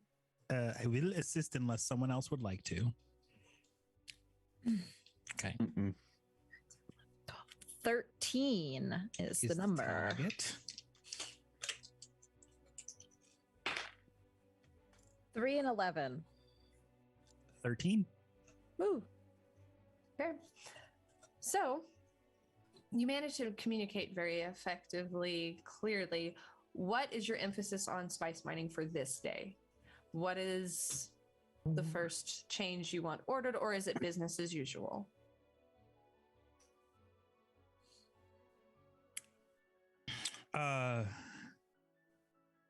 What is business as usual? As business has been operating, just baseline, no changes to the equipment, no changes to the manning situations. Are you trying to institute your changes now, or are you wanting to wait? I guess to clarify that question, how Because you have- dangerous is business as usual for Very. I mean, vary because of the nature of the job, but not necessarily because of Harkonnen technique. Okay. Is there anything Harkonnen based that we could possibly improve? You could probably have more watch people. You could have. That would be my suggestion, but she's running this show, so I'm open to implementing some of these changes. So more people to watch over. because I think it's important that it's one of those things where it's like you're like, oh, I'll do this, and then you don't do it, and then they're like, see, they're just Nate Harkonnen. So if we can make even small changes to start, it might instill some oh, so this ain't gonna be a bunch of bullshit like it was before. I would agree with that. But that's overthinky, Sherrick. You communicate those changes that's delivered out, and throughout the day, you continuously get word back as you're kind of constantly checking in. As you're just at this point, you're really just settling in, getting to know the lay of the land, and as you're checking in, you're getting positive word back that the changes seem effective. And up until lunchtime, no major incidents, nothing goes reported. It is during lunch that Dr. Gagno intercepts you on your way to the dining hall and requests your attention. She leads you to the lab. Gaunt with worry, she activates a cone of silence around you. Is it a wisdom check? I've made a terrible discovery. While investigating that launcher that was retrieved, inside the priming chambers, I found significant amounts of genetic traces of Gady prime biological markers, particularly environmental contaminants. This is not incidental. These weapons are Ixian in origin, but they were primed and handled by someone on Gady Prime. Almost without a doubt, someone from House Harkonnen has given this to... It is they who have been equipping the Froman and deflecting suspicion onto House Vernius. Doctor, can I tell you how surprised I am? Not at all. But thank you for confirming our suspicion. And thank you for telling us immediately. Have you told anybody else this? I assume not. No. And I won't. I will be informing Nicholas. The guard. You're the major, the commander. Alice is studying the doctor here. Is there anything that I could possibly see or glean from her body language or tell or anything like that? She seems anxious, as in now just kind of distrusting of her surroundings. You just see like nervousness in that regard, but she means what she says. But you can tell that she's antsy now. Like kind of watch. You can see more like side eyeing and she feels like she is in danger, perhaps. Okay. I see that. I see. Okay. I will at first opportunity relay that to Zafir. And very quietly, perhaps we can place some extra security upon the doctor. I agree. I will definitely talk to the major about it. And ensure that someone, whether doctor you would like it visually seen or not, someone is making sure you are safe. Wasn't Nicola the bodyguard assigned by the Harkonnen? I don't think we should be telling him anything. well, no, he was Nicholas is the one that was the Countess's From our house, right? Oh, never mind. Yeah, he's from our house. Yep. It was the Countess's most trusted advisor. Okay. So yeah, I think My he's bad. good to tell, I suppose. And then Ganyo, like as you were sitting there talking amongst yourself, she looks down and she says, "It makes perfect sense." The Countess would have been a formidable opponent on Arrakis, with considerable strength and influence within the Landsrad. You're also inexperienced. No insult intended. But she was in their way. Don't you see? If the Harkonnen sabotage our mining operations here and run guns to the Fromen and hire mercenaries, how difficult would it have been for them to destroy the Countesses? Not difficult at all, Doctor. In fact, almost too easy. I fear that our entire house is at risk. A fledgling house with an heir incapable of serving as administrator of Arrakis is useless to the Imperium. Demonstrating this, the Harkonnen may act as if they are duty-bound to save everything and have Nagara absorbed entirely into their own house as holdings. It is with this that you are beginning to comprehend the implications of Ganyo's insight when Pero is now knocking at the door. Do you trust Pero? No. Do you ask Ganyo if she trusts Pero? Yes. Yeah, I would ask. Sure. Pero is a guild agent, dedicated to ensuring a continual flow of spice to the guild and to the rest of the Imperium. Two houses competing on Arrakis jeopardizes this security. We can at least trust in his self-interest, if nothing else. He is not directly associated with Harkonnen. But if I may, someone sitting on the fence can only keep their balance for so long. This is true. And That it is a only a good matter of who pushes first to some.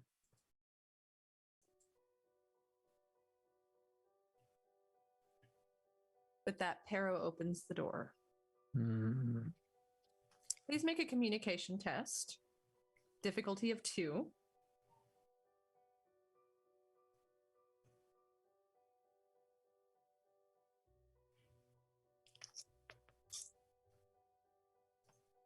As he comes in and just begins making pleasant talk. Just pleasantries, asking about the day. 2 successes? Mm-hmm. Okay. Hey, there you go. So as you're talking, you begin to catch on as Pero seems genuinely happy that the reports thus far that Spice is coming in well. He seems to even start to warm up to you a little bit. At one point, you actually catch Pero start to smile a little. He's been fairly just stone-faced and stoic and very serious, as you can tell that, I mean, his job is very much for the Landsrad. But at this point, you can tell he's not working for Harkonnen. With that communication test, you can tell that he's pretty neutral and really genuinely just wants the spice to flow. So you have the choice again to decide if you can trust him or not, as he begins to kind of begins the formalities of preparing to leave.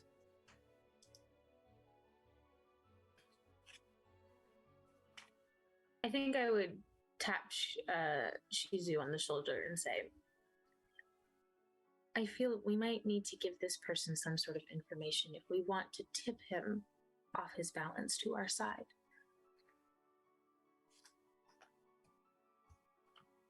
You're right. I think for the interim, we trust them for their own self-interest, I suppose.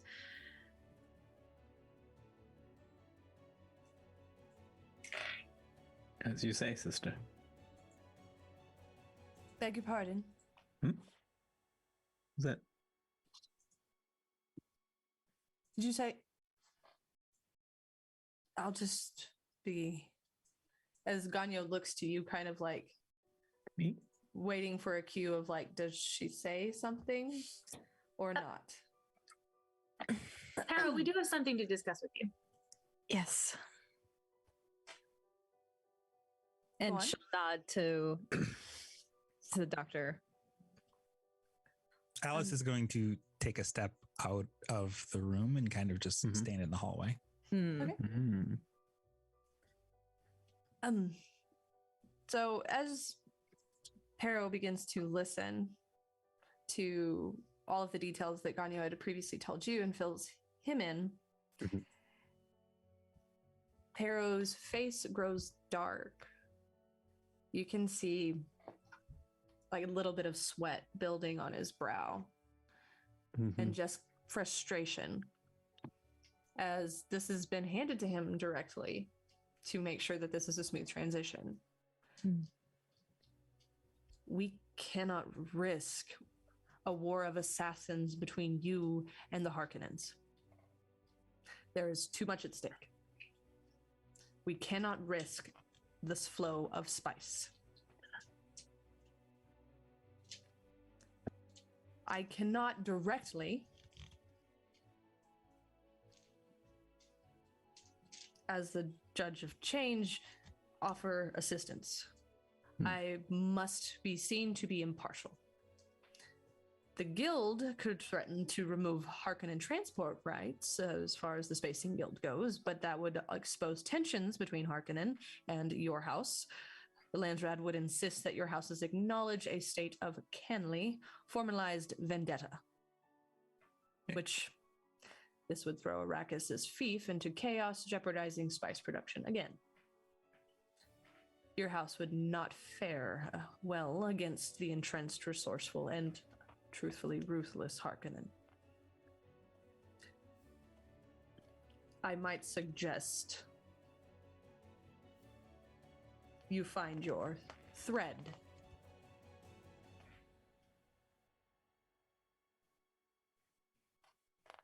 Your common, as it surely cannot be all of Harkonnen. You must think carefully.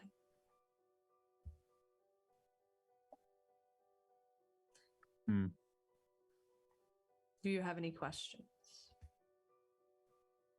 I turn to Shizu privately, saying, Sister, do you think it would be wise to reveal the files we have on the Harkonnen and their secret stash to these two to see if it pushes their hand?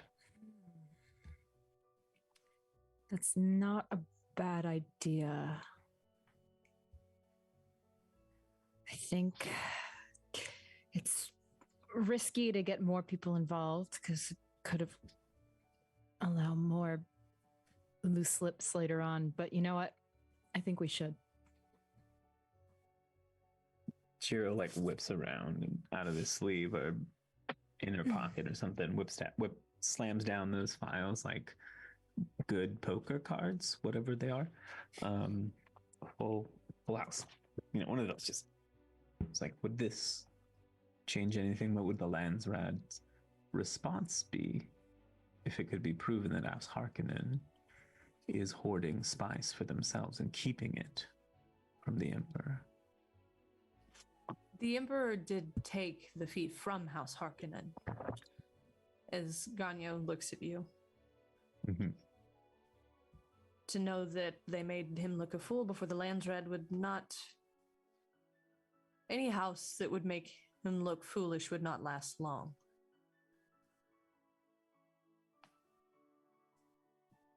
However, hold that close to your chest as Pero steps forward.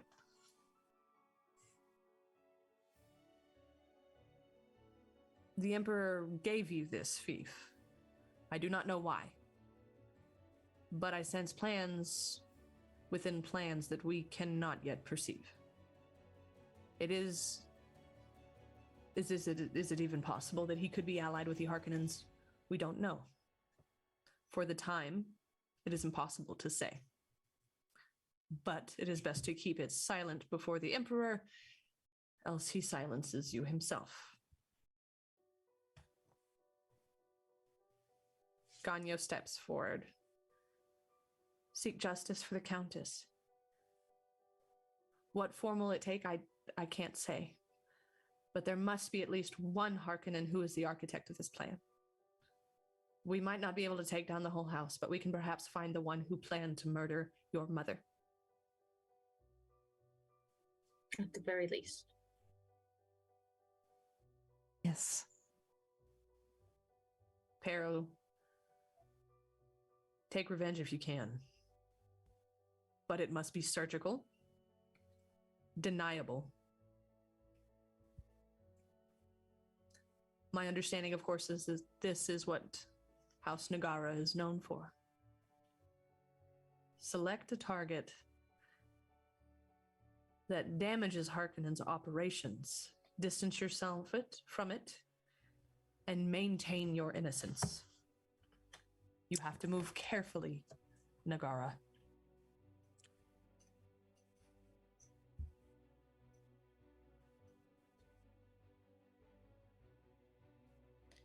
Sneaky is our house's middle name. Ganyo looks confused. Who's the thread? I've been told that was a saying at one point in time. That had to have been very long ago. Swift and quietly. Indeed, we will. Who is the thread that ties Arrakis to Gady Prime? The Countess's death to attacks on our harvesters.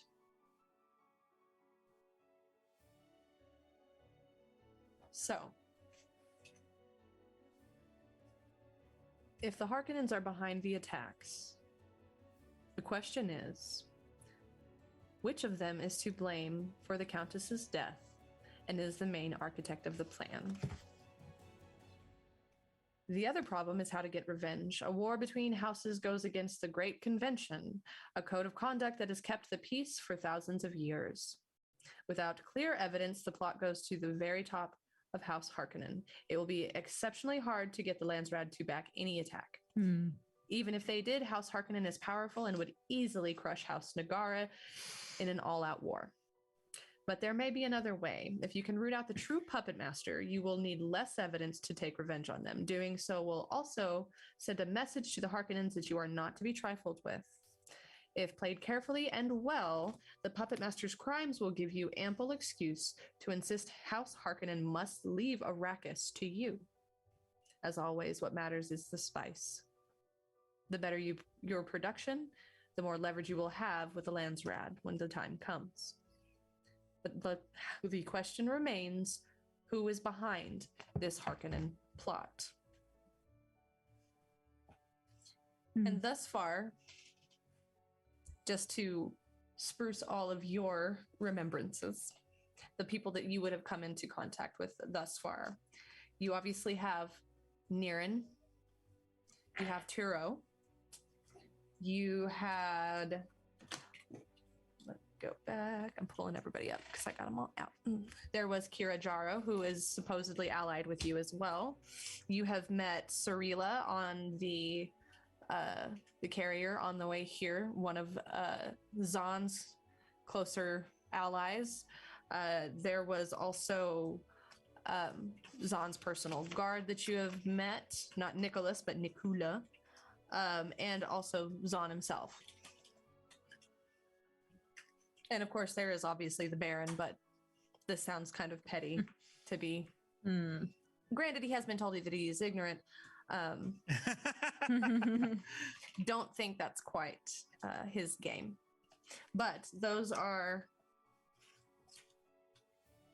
suspects that you might have in mind. But if you would like me to help you narrow it down, unless you guys have ideas of maybe 3 top suspects, you can make an understand test. I'll make an understand. Unless someone has a better move, I'll make an understand test. Okay. Because I have a pocket plan, but it's going to obviously depend on what we can figure out. Right. I mean, and I'm the same actually as what you just said. I have an idea as well, but it kind of depends on who it is. Right. My gut says Zahn. I'll say it. Yes, that's who I feel is the obvious one, but there Right. may be something else in play. So my gut also says on. But so I'll do understand and truth, because obviously we want to know the truth. So the target's 11, and I giveth ye a 2 and a 2. Okay. While you are eager to deal with the serpent in your midst. You know, actually, I'm gonna spend a momentum if that's okay with you, because it says I have through hyper awareness, whenever you spend momentum to obtain information about the current situation or a person, you may ask 2 questions for the first point of momentum spent. Further, okay, the rest of that's not helpful. Then I'll read this, and then I will allow you to ask your 2 questions. Okay, because that's perfect. Great. Good job. While you were eager to deal with a serpent in your midst, Alice. Yes. You know that evidence and cunning are the way to make House Nagara survive this conflict with House Harkonnen. You will need to get evidence before you make your accusation, but you do have 3 prime suspects: Zahn, Sarila, and his private guard, Nicola, as all of which have given you that similar feeling. Granted, Zahn seems an obvious one. You've caught Nicola watching you. You could tell even the meetings that you've had and seen tends to glare when Zahn isn't looking at you. And Sarila just gave you the very same similar feeling of disgust and cut you off pretty quickly when you were touring the spice, and seemed all too ready to leave when the worm hit. But you will have to break into their private records to find out what you need, and it will not be easy. Should you fail when investigating one, the others will be on their guard. So, ask your 2 questions before you decide who Thank you for the raid. Yeah, Before you decide who you are investigating, because they're trying to figure out the whodunit of the entire series. So I feel like if you will allow it, I will allow my 2 questions to be spread amongst the group, because I want to see if anyone has any lines of thinking that I may not be privy to. But if it's just me, then I hear it. I will say you can spread it however you want to do it. Okay. I would say Alice would have to be involved in some fashion. Yeah, I guess I'm just kind of like talking about like outside of right. Mm-hmm.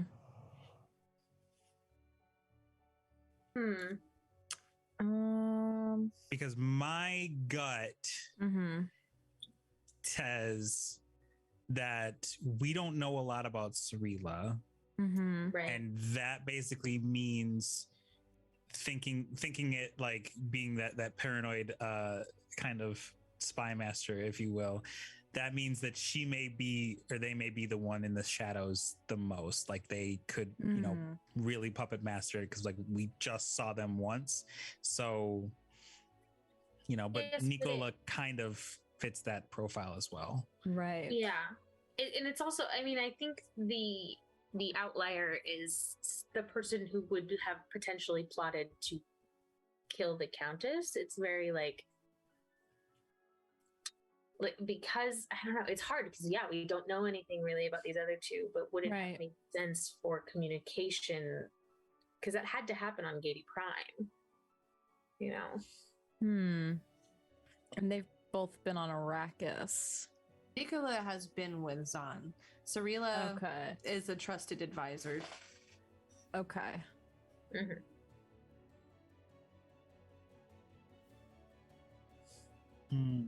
I feel like my questions are so metagamey, but I'm a little afraid you're going to be like, no, you can't ask that. I mean, you can ask it and I'll tell you no if I have to. Whatever your third eye is telling you, Alice. I mean, have you heard about the Bene Gesserit? They are a little metagamey. Okay. Yeah, I know. That's their job. Like, but me, this fool who like, I don't want to metagame too heavy, because like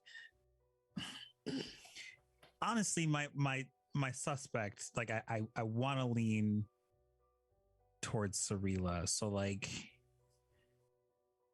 I'm trying to think of like the best question to ask here. I just wanted to give us an opportunity really to kind of like sit this down. Since you're good at those, you have 2 questions to ask me in general. Right. I will also offer you this option with that. I will say that I will rule out one of the suspects for you. You may ask me the questions, or I will rule out one of them for you. What do y'all think? I kind of like ruling out the suspects since we're pretty torn on both. Yeah. Personally. Take both questions. Oh yeah, both questions will be fine. Snap. Okay. Yeah, I would rule out one of the suspects, because then that's less chances for messing up when we investigate shortly. That's fair. Solid. Yeah. I'm satisfied with that. Okay. The more you sit and think, Alice, you keep going over all of the facts. At the end of the day, Nicola is literally just some bodyguard. And while he's shady and does things, he may carry things out for Zahn, but the little bit of time you don't get that impression. You're certain it has to be either Cirilla being selfish and having her own selfish agenda, or it has to be Zahn, who is also selfish and has their own agenda. But you're certain it is between those two. Now, with that, I need one of you. Okay, actually, first I need, which one of the 2 suspects are you going to investigate their personal files on first? Cirilla? Yeah. Cirilla. Yeah, I feel like Zahn would have trust her higher Bene Gesserit. security. Be less of a lift. Yeah. Okay, so Cirilla first. So then I will need you to make up to, let's see, up to 2 players can assist in this test, but I need one person to roll an understand or discipline test. So it's an understand or discipline with 2 people assisting. I can understand. I will assist. One more assist. I'll assist. Okay. Okay, my All right, target and is assist. 15 using understand and truth. If I do not know it, it is irrelevant. 14. I got 2 ones. What? And I got an 11. Nice. So that's like 4 ones. Actually, that is statistically true. Why don't they just say 1d1 instead of 100? I just thought I should let you know you guys have 4 momentum now because of previous successes. When you go over the DC of something, you get some boost, and that just got Get you that 2 more. momentum. Nice.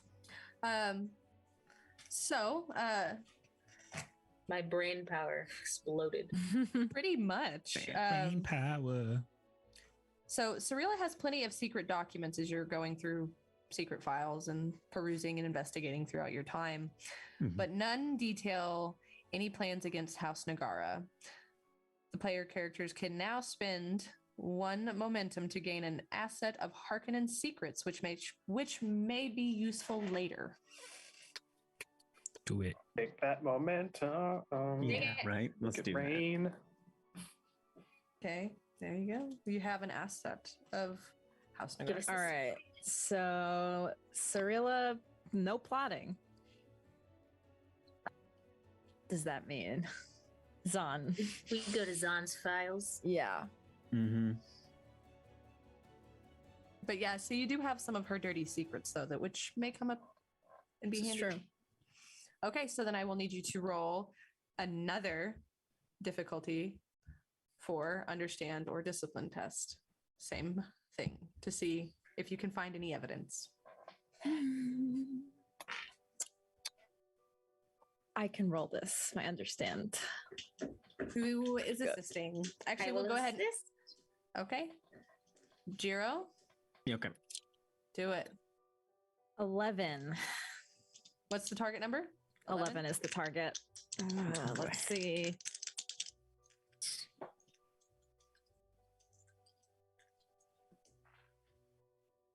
Okay, I rolled a 5 and a 19. Okay, my advisor talent allows you to re-roll a single d20 in your dice. Oh, nice. All right, let's reroll that 19. Okay, and that is a 7. And Much I better. rolled an 8 to assist. Jiro? 14. That's over, so that doesn't hit the target. Mm-mm. And so how many successes did we need? We needed 4. We We got needed 4. 3. Use a momentum. I was going to say, let's spend the momentum.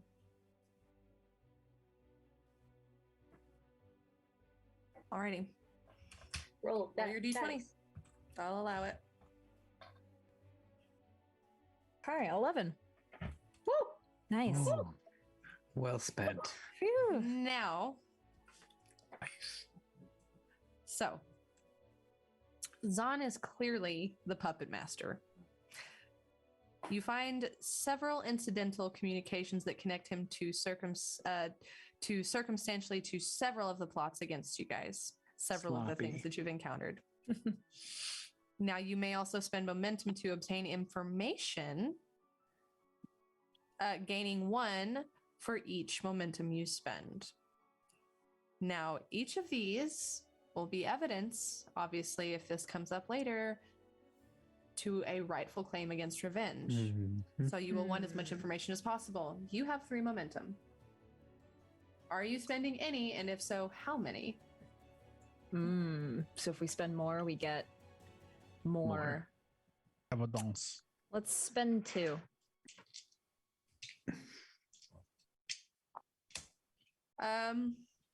Jiro, pick a number between 1 and 6. 4. I don't know why I'm so nervous. Okay, you found orders for raids on Froman sieges. These raids will have been to claim Froman items to use to plant evidence of Froman involvement. The Froman will be very interested in this evidence. Oh, You have evidence now that they were being framed. Mm-hmm. May I make some sort of check to get the specific evidence of our next evidence as the attack on the Countess? Yep. Oh. oh, Blueprints Can I of assist that check? Oh, I'm just gonna say. I mean, I was gonna say, will. I You think- asked Okay. for I think it. they're giving it to us. Yep. Oh, even better. Never mind. Normie. You find Benevolent, blueprints yeah.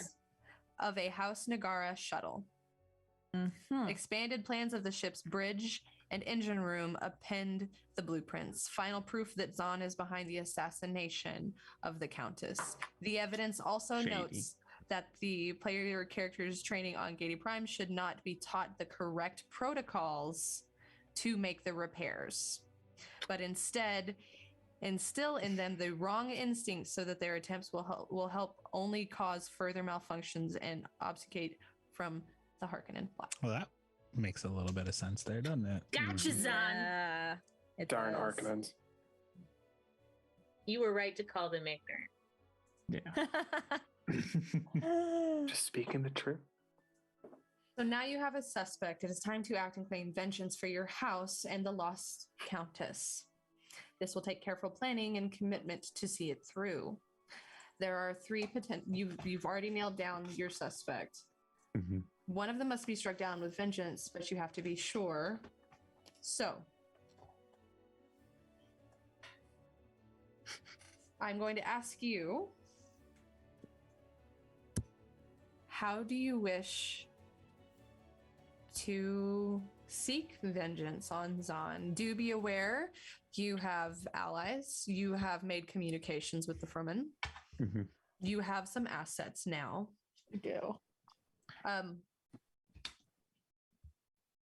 I mean, you have some options. If you have no ideas, I can assist you with options. We make this man mhm. addicted to spice, and then we throw him in a room, Takes so long. and we have him tortured with his withdrawals. And then perhaps Our mentat is a lot darker than we realize. Natalia's like, statistically speaking, if we wish to inflict as much pain on this man as they did upon our Countess and our house, I would actually gonna suggest House poison Nagara him. is known for espionage and subtlety. Why not employ what we're good at? Find ways to Zafir, make I it am- subtle and not directed back at us. Zafir, Yes. I'm very interested in this news, and Taryn, perchance would Kirajaro know anything about Zahn? I also have a question on that, but I'll wait. Mhm. Like, how do we I mean- poison Zahn? Not necessarily that. I'm just curious to see what Kira knows, because I have an idea. I mean, Kira would have been hired by. Yeah. Would have been hired by an anonymous source, Mm-hmm. Hmm. assuming it was Vernius. Because I guess, you know what, I'll lay my cards out. So I got two ideas here. Number one, as a Bene Gesserit, and something that I have not done yet, I do have control over my body, so I could play dead. Oh, right. Yeah. Number two, I could manipulate somebody into doing something similar to Zahn's ship. Oh. Oh. I like that idea. Uh-huh. Hmm. And then we poison him. And burn his tootsies. and we also and he's addicted to spice.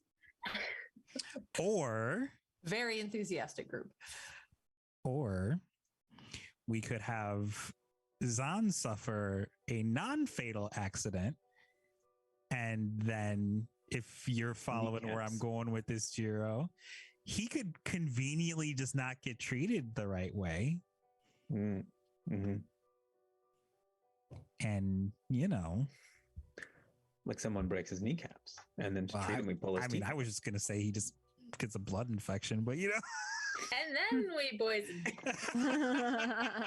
And I just look at Alice like, okay, maybe we haven't taught the right lessons, but they'll get the idea. Oh, no, that wasn't Alice saying that out loud. No. I'm looking at you like, no, I get your idea, and I'm looking at the others like, no. Listen to Alice. Better idea. Fair enough. A couple other ideas, just because I'm going to throw out a bunch for y'all, so you could literally lure them out to the desert, stage an ambush. You could Worm attack. You could infiltrate his chambers and do the sneaky. I like this one. This is a listed one that they put. Poison him openly. And then we poison him. Face them in a duel of honor. But yeah, so that you have lots of options. That's what she's like, a duel, and everybody's like, no. Yeah, like she's just poison is duel. You could also poison tipped daggers. Yeah. Here's one.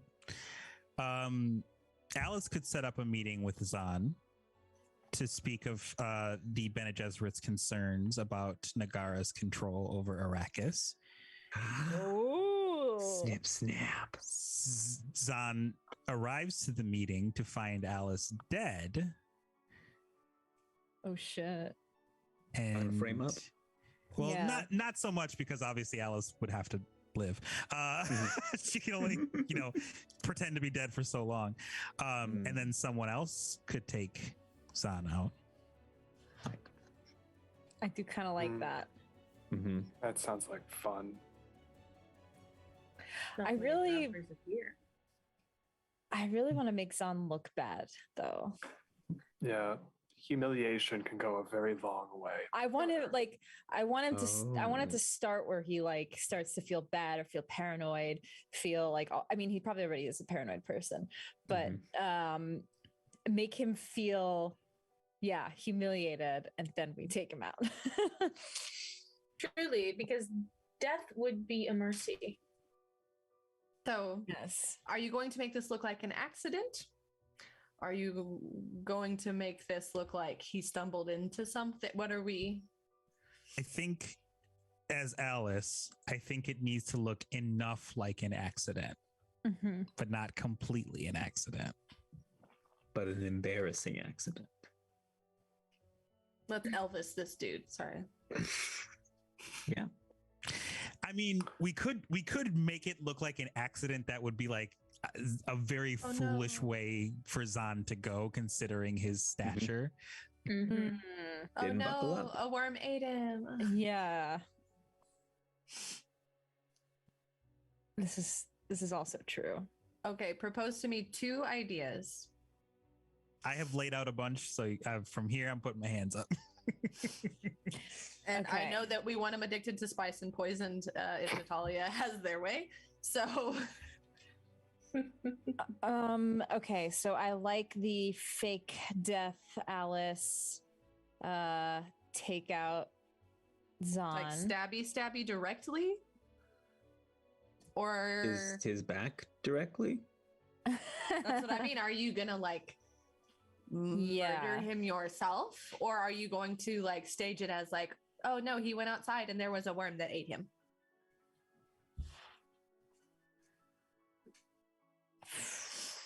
The worm eating is probably the better way to conceal anything tracing back to us. Yeah. Though I personally would love for one of us to stab him ourselves. Oh, I would love nothing more than to do that. Why My not do both? thing with that is I feel like, and it sucks, but I feel like drawing him out to where worms can be is an instant that's something's happening. I feel like but the worms are the best way to dispose of him. To leave no trace. Yes. All right. So take him out and then leave him to the worms. Yeah. It's an Alaskan bullworm. I feel like the Fremen could be helpful in Absolutely. the worm Yes. part of this plan. Yes. We do have that framing evidence that may convince them to join our side. Yes, And- I'm and with prove- you. That's a good And- point, and I think maybe something as like a sub idea is that we should make the Fremen aware. that Yes. Zahn is, Yeah. so that, they can back us up on this. Yeah. Go ahead. Again. Roll a communicate test. Whoever took the communicator. Who took it? Jiro doesn't like being handed things, so it wasn't him. They don't trust me. I will. I took it. Okay. Natalia has the communicator. Please roll a Okay. communicate test. I will. No assist. No assist. Oh no. And I'm gonna use faith here. My statement: drive must be tempered with understanding. So that's 13. Okay. Is Mhm. I rolled a 9 and an 8. Boom. Nice. Good job. That is what you needed. I mean, you operate it and you communicate it clearly. It's at first they seem kind of like this is too easy. They're obviously passing off, it Mm-hmm. kind of comes up, but eventually the communicator is passed over to Musa, who responds, well, what are we doing?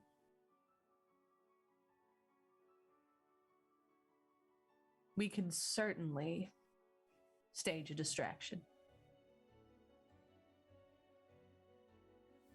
It would look like simple crossfire.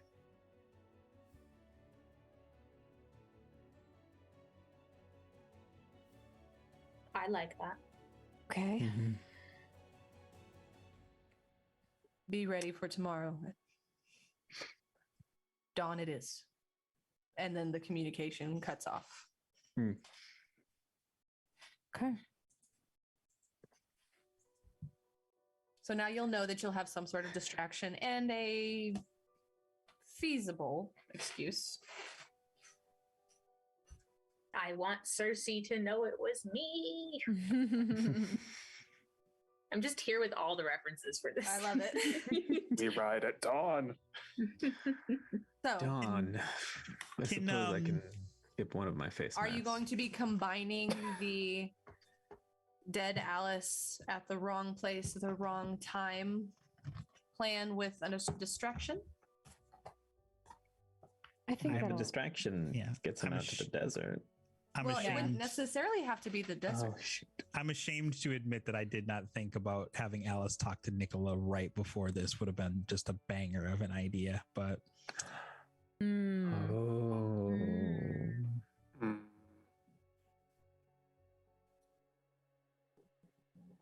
because I feel like a good point of humiliation would be to manipulate his bodyguard. Yeah. Well, you do. Mhm. Yeah. It is currently afternoon. You do technically have until the next morning. Hmm. So what do we want Alice to say to said bodyguard? Because I'm not Sherrick isn't quite smart enough to put that last puzzle piece in place yet.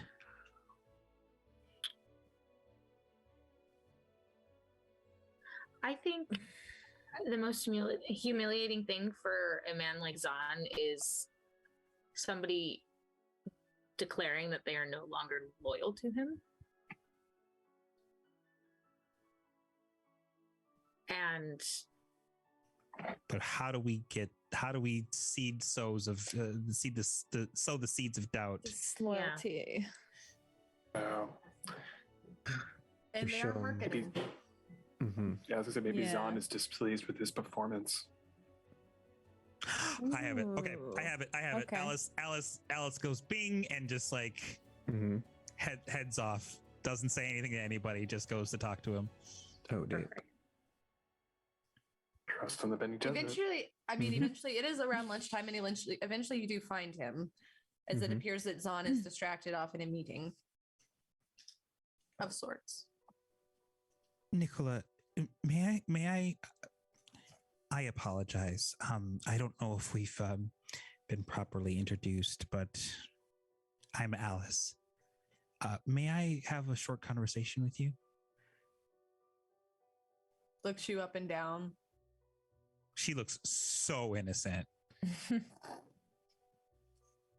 Sure. Like fear in the eyes, like because I got a mask of power and shaky hands. She has like a small envelope, like that she like you can like if he looked at her hands and saw that they were shaking, he could see clearly that there's something in them. I just happened to be coming back from a short rest, and I happened to find this note, and it had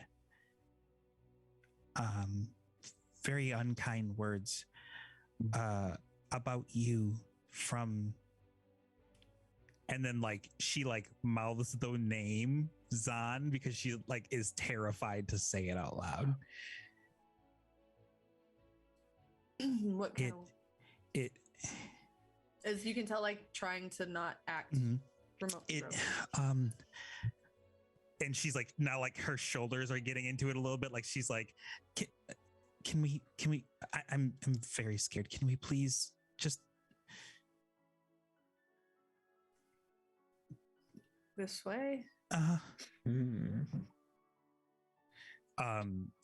And so she kind of like leads him just a little bit further away, and you can like she like relaxes just a little bit, knowing that there's like a space between them and Zahn. It relayed plans to replace you. It says that he is terribly dissatisfied with the job that you've been doing, and that there was going to be an accident tomorrow, and that you were, and she can't like get herself to finish the sentence. You were going to be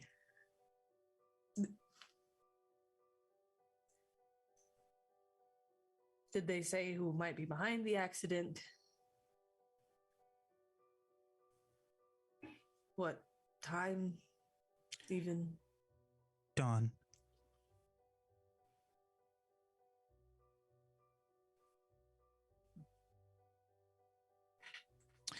It's just that, you know, in the short time that I've seen you, it seems like you're doing quite a great job keeping Zahn safe. And I understand you don't know me and I don't know you, but I just, I can't bear the thought of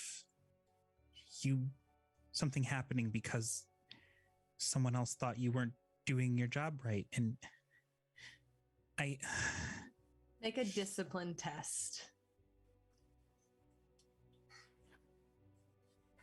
You have un momentum left if you decide to take it.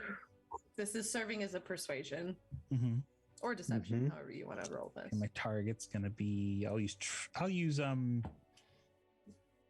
power. Authority attracts those who are corruptible. 14, so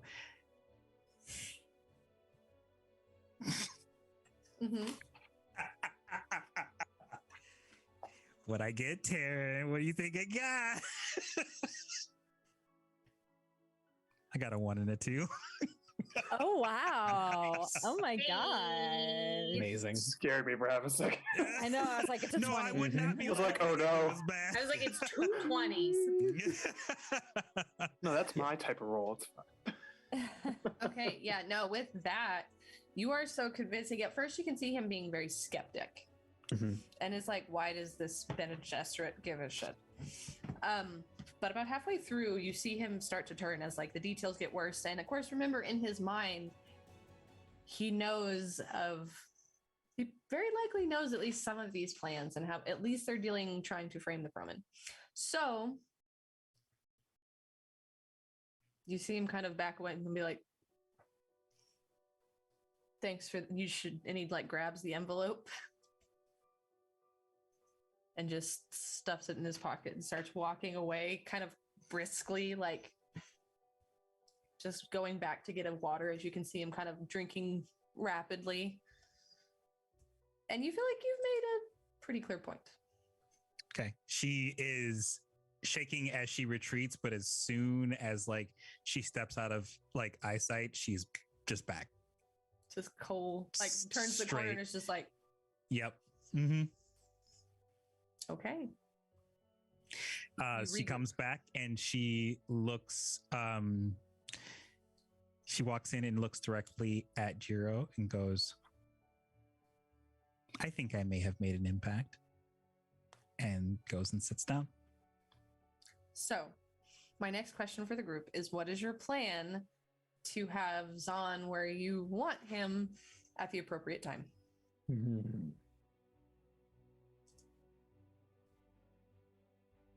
In fact, Tell him he has a call. A phone call. Whatever kind.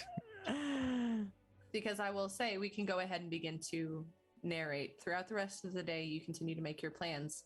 Okay. And it is about an hour before dawn. Where are you all at and what are you doing? As you are on like the residence compound. Like this is like there's a courtyard. I mean, are you going out into the city? What are we doing? I got up extra early, so I gotta get my face mask done. I'm like, probably peeling it off right now. Going to find Shizu. Shizu is training, I think. So she's probably around inside and like has her blade and is practicing. Mm-hmm. But keeping also very attentive. Zafir. Yes.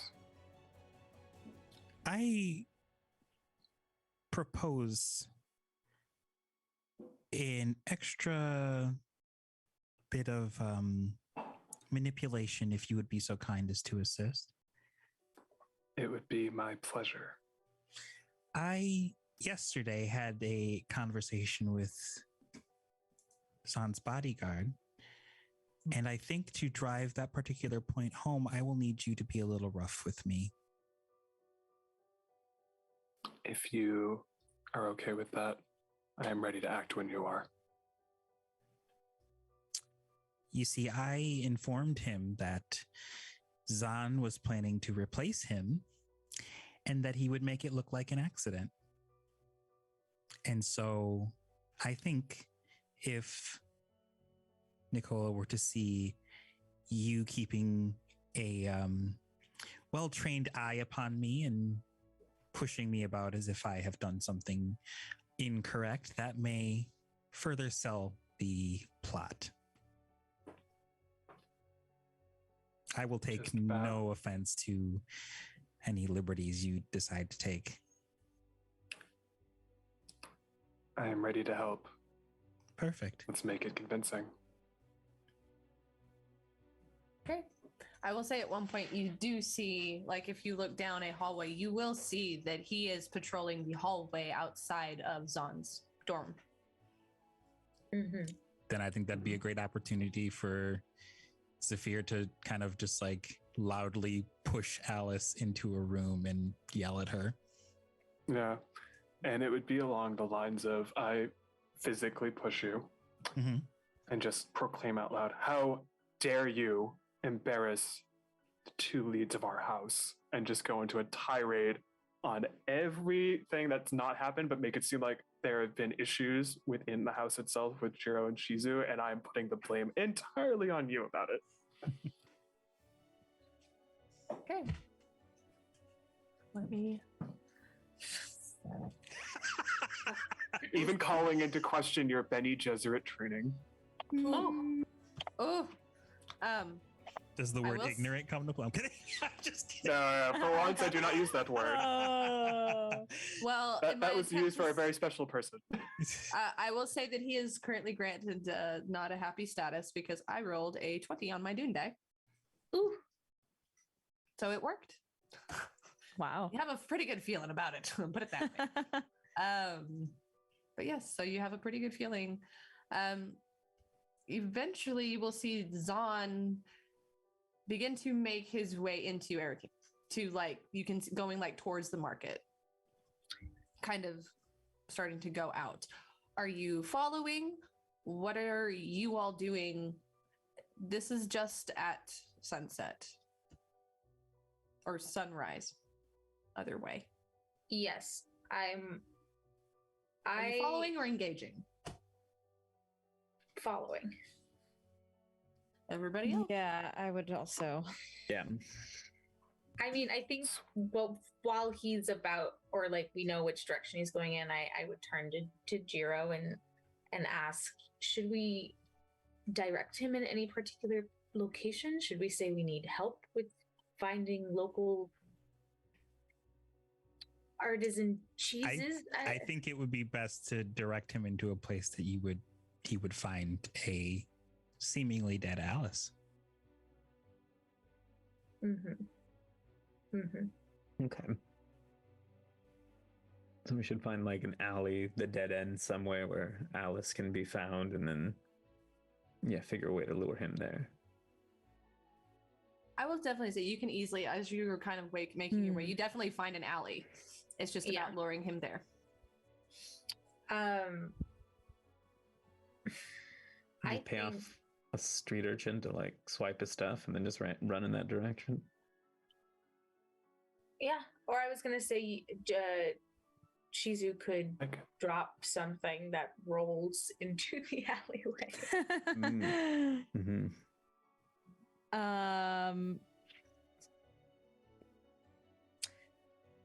Yeah, maybe let's have somebody like steal something of his. I feel like that will motivate him. Go ahead, and I will say let's roll just real quick. This will be roll a communicate, whoever is telling the kid or whatever, or whoever to do this. Well, may I ask something, GM? I have a talent called Find Trouble. You know where to find the criminal element wherever you go, wherever you are, once per adventure. Once per adventure, you can always contact the criminal underworld or black market, as long as there's one in the area. In that I don't know situation, if that counts, but I'm not sure if that counts. It does absolutely count, because you would easily pick out kind of like a petty thief, like a pickpocket. And I will say, if you roll this test, it will be a difficulty 1. Then I will gladly do that. What skill am I? It was communicate, you said? Let's go. I feel like it's got to be truth. I mean,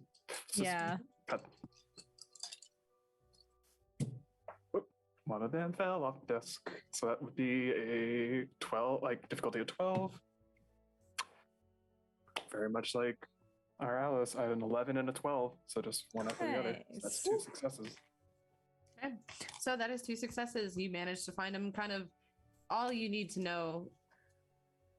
How much? Basically, all you do is you basically tell him, "Hey, this guy, just grab his stuff, drop it. You'll be rewarded." Oh yeah, I just say, "Hey, he's got a lot of fun things on him. You should try pickpocketing. See what you get out of it." Yeah, and then directly go down this alley. Trust me, I'll make it worth your while. Yeah, and I mean that's all it takes. As you can tell, this kid is gaunt. He is clearly not doing real well. Doesn't take much, but he is fast. And I'm a sandwich.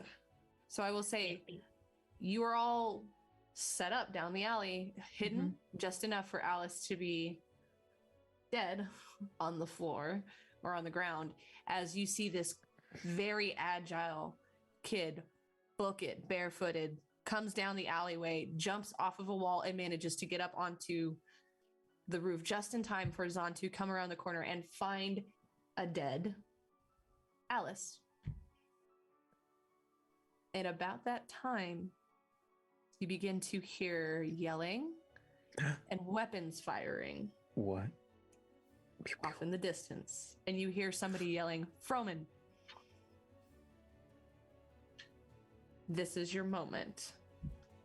As Zahn sees Alice now on the ground dead, hearing this, rushes over to investigate to see if she is indeed dead. You have the guard who now stands at the back of the alleyway, because hearing this, it is now dawn. he realizes this may be the accident, and he stands back at the end of the alleyway looking at Zahn. So before I say anything, Shizu, you want me to take the shot? Let me ask you this. Who is doing this, and with what weapon? Could we convince Nicola to do it? I was about to say, if none of you particularly want to, you do see Nicola reaching at the side. I mean, that is the most subtle of subtlety that can be directed back to us. Just want to egg him on. I agree. Yeah. Go to work, champ. Yeah. Okay. Yeah. Yeah. So you see him begin to reach for the Kinjal at his hip and begins to approach Zahn. As Zahn is distracted and then looks up, and you can just see Nicola's face go pale. No. Oh no. As he's now staring Zahn dead eyes, but Zahn also sees the Kinjal in his hand, and it is too late, and he must either act or not. Do it. Bardic inspiration. Do it. Oh my god. He steels himself looking at Zahn. Yes. Now we see if he can beat Zahn. Finish the job. So, just to spell this out for those watching, Zahn rolled a contested against Nicola, and Zahn had a 7 and a 20. Nicola had a 4 and a 20, so technically... What in the what? Wow. You see Nicola come down with the Kinjal as Zahn meets his ribs with a small hidden dagger. Oh, you love to see it. Oh, that wasn't one of us. As Nicola falls back and begins to stumble backwards, holding his chest, you can see that Zahn is gravely wounded. And Nicola just books, bleeding profusely. And Zahn is sitting there with, this blade went through chest. You can see that Zahn is sitting there bleeding, and there is now gunfire, and you can hear people yelling. At that moment, Alice sits up. Zahn turns terrified towards you. Is anybody else making themselves known in this moment? I'm walking forward with my blade. We're all there. We're all gonna corner this guy. He is now, he is holding his gaping bloody wound. As you can see the look of fear building as he starts to very quickly put together what has happened with the Zahn, espionage house. Have you seen a ghost? And for the first time, you actually see a very, very proud smile on Alice's face. It's there and it's gone, but it happened. He says I look at the wound, and then I look at everyone and I say, we have maybe 30 seconds left of him being conscious. I just slowly place my blade right on this little bone right here. His clavicle.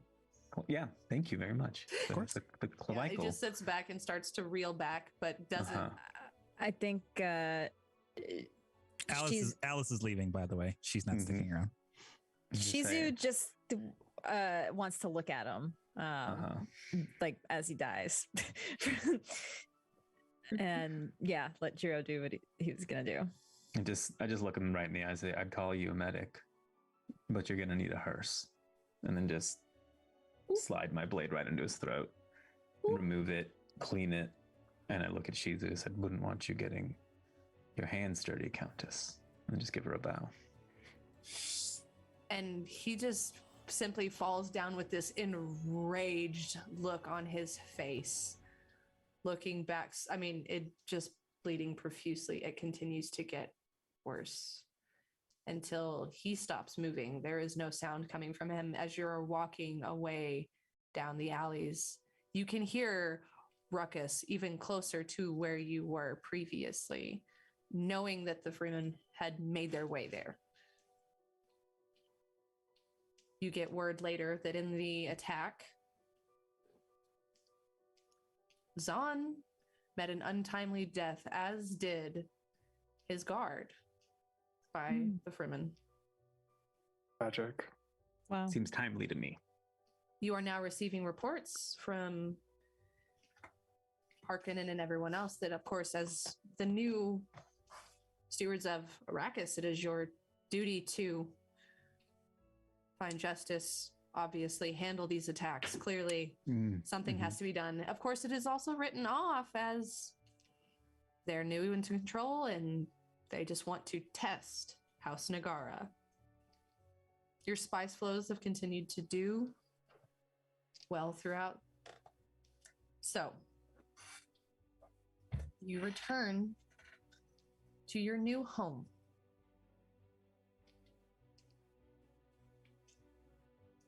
So, in those minutes after returning back to the dorm, what do you all do? I would, and this is going to seem very unlike me, I would share a drink with Alice as a way of saying, excellent plan, beautiful work. Yeah, I think Natalia raises a glass and says, Yeah. House Nagara, brilliant minds, brilliant bonds, brilliant leadership. I toast to that. I think in a few days' time, perhaps, word will leak that Zahn could not control his guard, and that was the cause of death.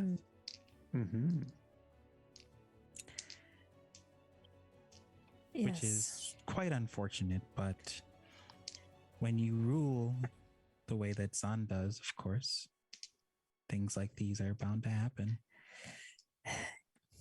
Yes. Tragic, terrible accidents. Sheer elegance in its simplicity. It is later in that day, and the fallout is, of course, you were ordered to remain in the compound to be protected. You receive a package, House Nagara. Oh, popcorn. That is quickly delivered to you from your own House representatives.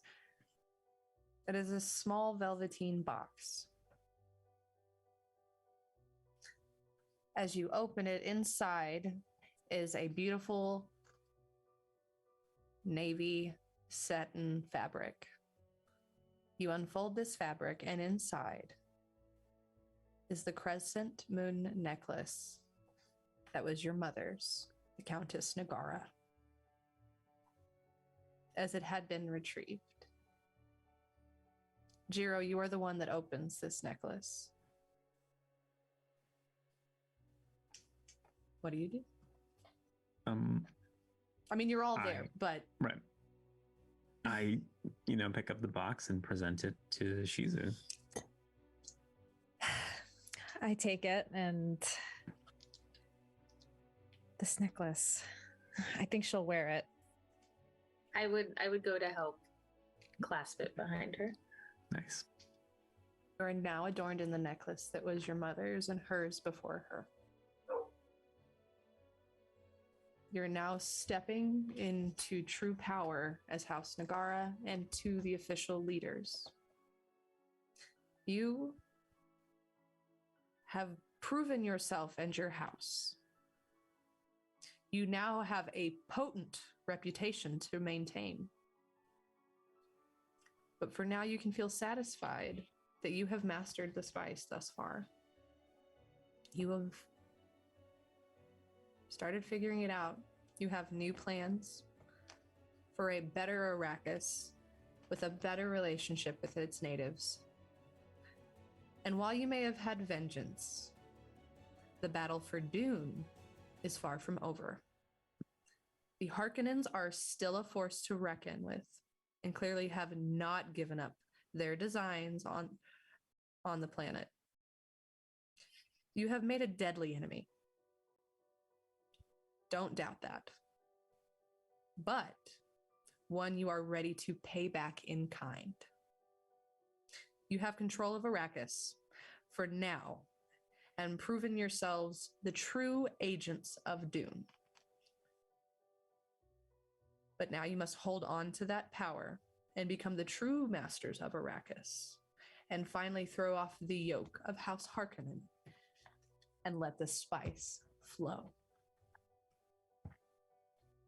And it is with that we officially end the session, end this mini-series of Agents of Dune. You Amazing. all did exquisitely, you espionage, sneakies. Amazing Love y'all. plan. Son. Yeah. Yeah. Guys did so well. Y'all some sneakies. I loved it so much. I absolutely love what you all did with these characters so much. Like I said, for anybody watching, if you are interested in playing Dune at all, this is a great starter, like honestly a very great starter little bundle here. It comes with all of this. It comes with all of these characters. The best thing about it is I handed these guys stats and they made these characters who they are. The other good thing about this, as I ran this last bit of the campaign and this little bundle bit, very different. So if you want to play and your friends have watched this, it doesn't matter. You can pick it up and play just like we did and make your own with it. So thank you guys so much. I have thoroughly enjoyed playing with you. I love what you guys have done with the characters. I love the way you role played and did all of this. Thank you so much for doing this with me. So let's go around the horn. Tracie, can we find you? What you doing? Countess Shizu would like to thank you all for helping her get to the this is a great team effort. So amazing job, everybody. That was so much fun. Hi, I'm Tracie, Miss Magitech. I am a big fan of Dune. So this was really cool to play this, like the Agents of Dune, which is obviously like a different take from the regular Dune story, and I really like it. So I thoroughly enjoyed this. But you can find me on the internet, Miss Magitech, basically everywhere. Lately, I've been trying to make more short form TikTok content. So if you like cosplay and relatable D&D content, you can find me on TikTok.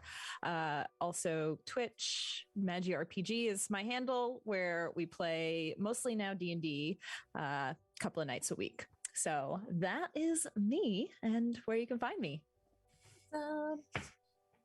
Sherrick. Hello, I am your favorite burb on the internet. You can call me A Black Sparrow. You can find me at twitch.tv/A Black Sparrow or A Black Sparrow on the TikTok, Instagram, or Twitter. SherrickRobinson.com. That's SherrickRobinson.com. And I will next be, hopefully tomorrow, on twitch.tv/FeyWildandOut, where you can also find me playing some Dungeons and Dragons on Mondays. And if we are not playing Dungeons and Dragons, we're going to play some fun community stuff. So come hang out with us there. That's me. And thanks once again, all of you lovely people, for having me here. It was a blast. Yes, I'm so happy. I've been wanting to play with you for a while, so it's fun. All right. Nate. Hello, everyone. I'm Nate Bushman. I am a photographer, mostly portraits, fashion, sometimes writer, very much now GMing way too much. Before I go any further, this is going to sound like the weirdest thing. Shout out to my dad. He's the one who actually has been the biggest Dune fan I've known my whole life. There's literally, I remember this when I was like 5 years old, he had a poster literally of sandworms on Arrakis in our house. I had no idea what it was as a kid. It made no sense to me. But Dad, you're way cooler than anyone else I know. So thank you for being a big Dune fan and it clearly coming down to me in interesting ways. If you want, you can find me on Twitter, Nate_B, Instagram, IndieNate. You can go to my website, natebushman.com. And hey, I'll be back on this very channel on the August 27th, 5 p.m. Pacific, 8 p.m. Eastern, running Cyberpunk Red as a one-shot. Your Saturday night's all right for fighting. Okay, Jess. Hey, hello, hi, my name is Jess. You can find me on Instagram at j.rancor or pretty much Goblin Queen with 3 E's on everything else. I am a general lover of tabletop RPGs, trained actor, and just the goofball of the table. So I'm not really working on anything right now, but I enjoyed this so much. And thank you, Taryn, for getting me even remotely interested in Dune lore. And of course, for the Initiative Order for hosting this. Mm-hmm. All right, Miguel. Oh, hi everyone. I've been Miguel. You can find me all over the internet at Miguel_Classico, wherever social medias are sold. You can find me over at Chaotic Wonderful every other Thursday, starting this last Thursday, so not this week, but next week. Doing a little mini campaign of Vaesen.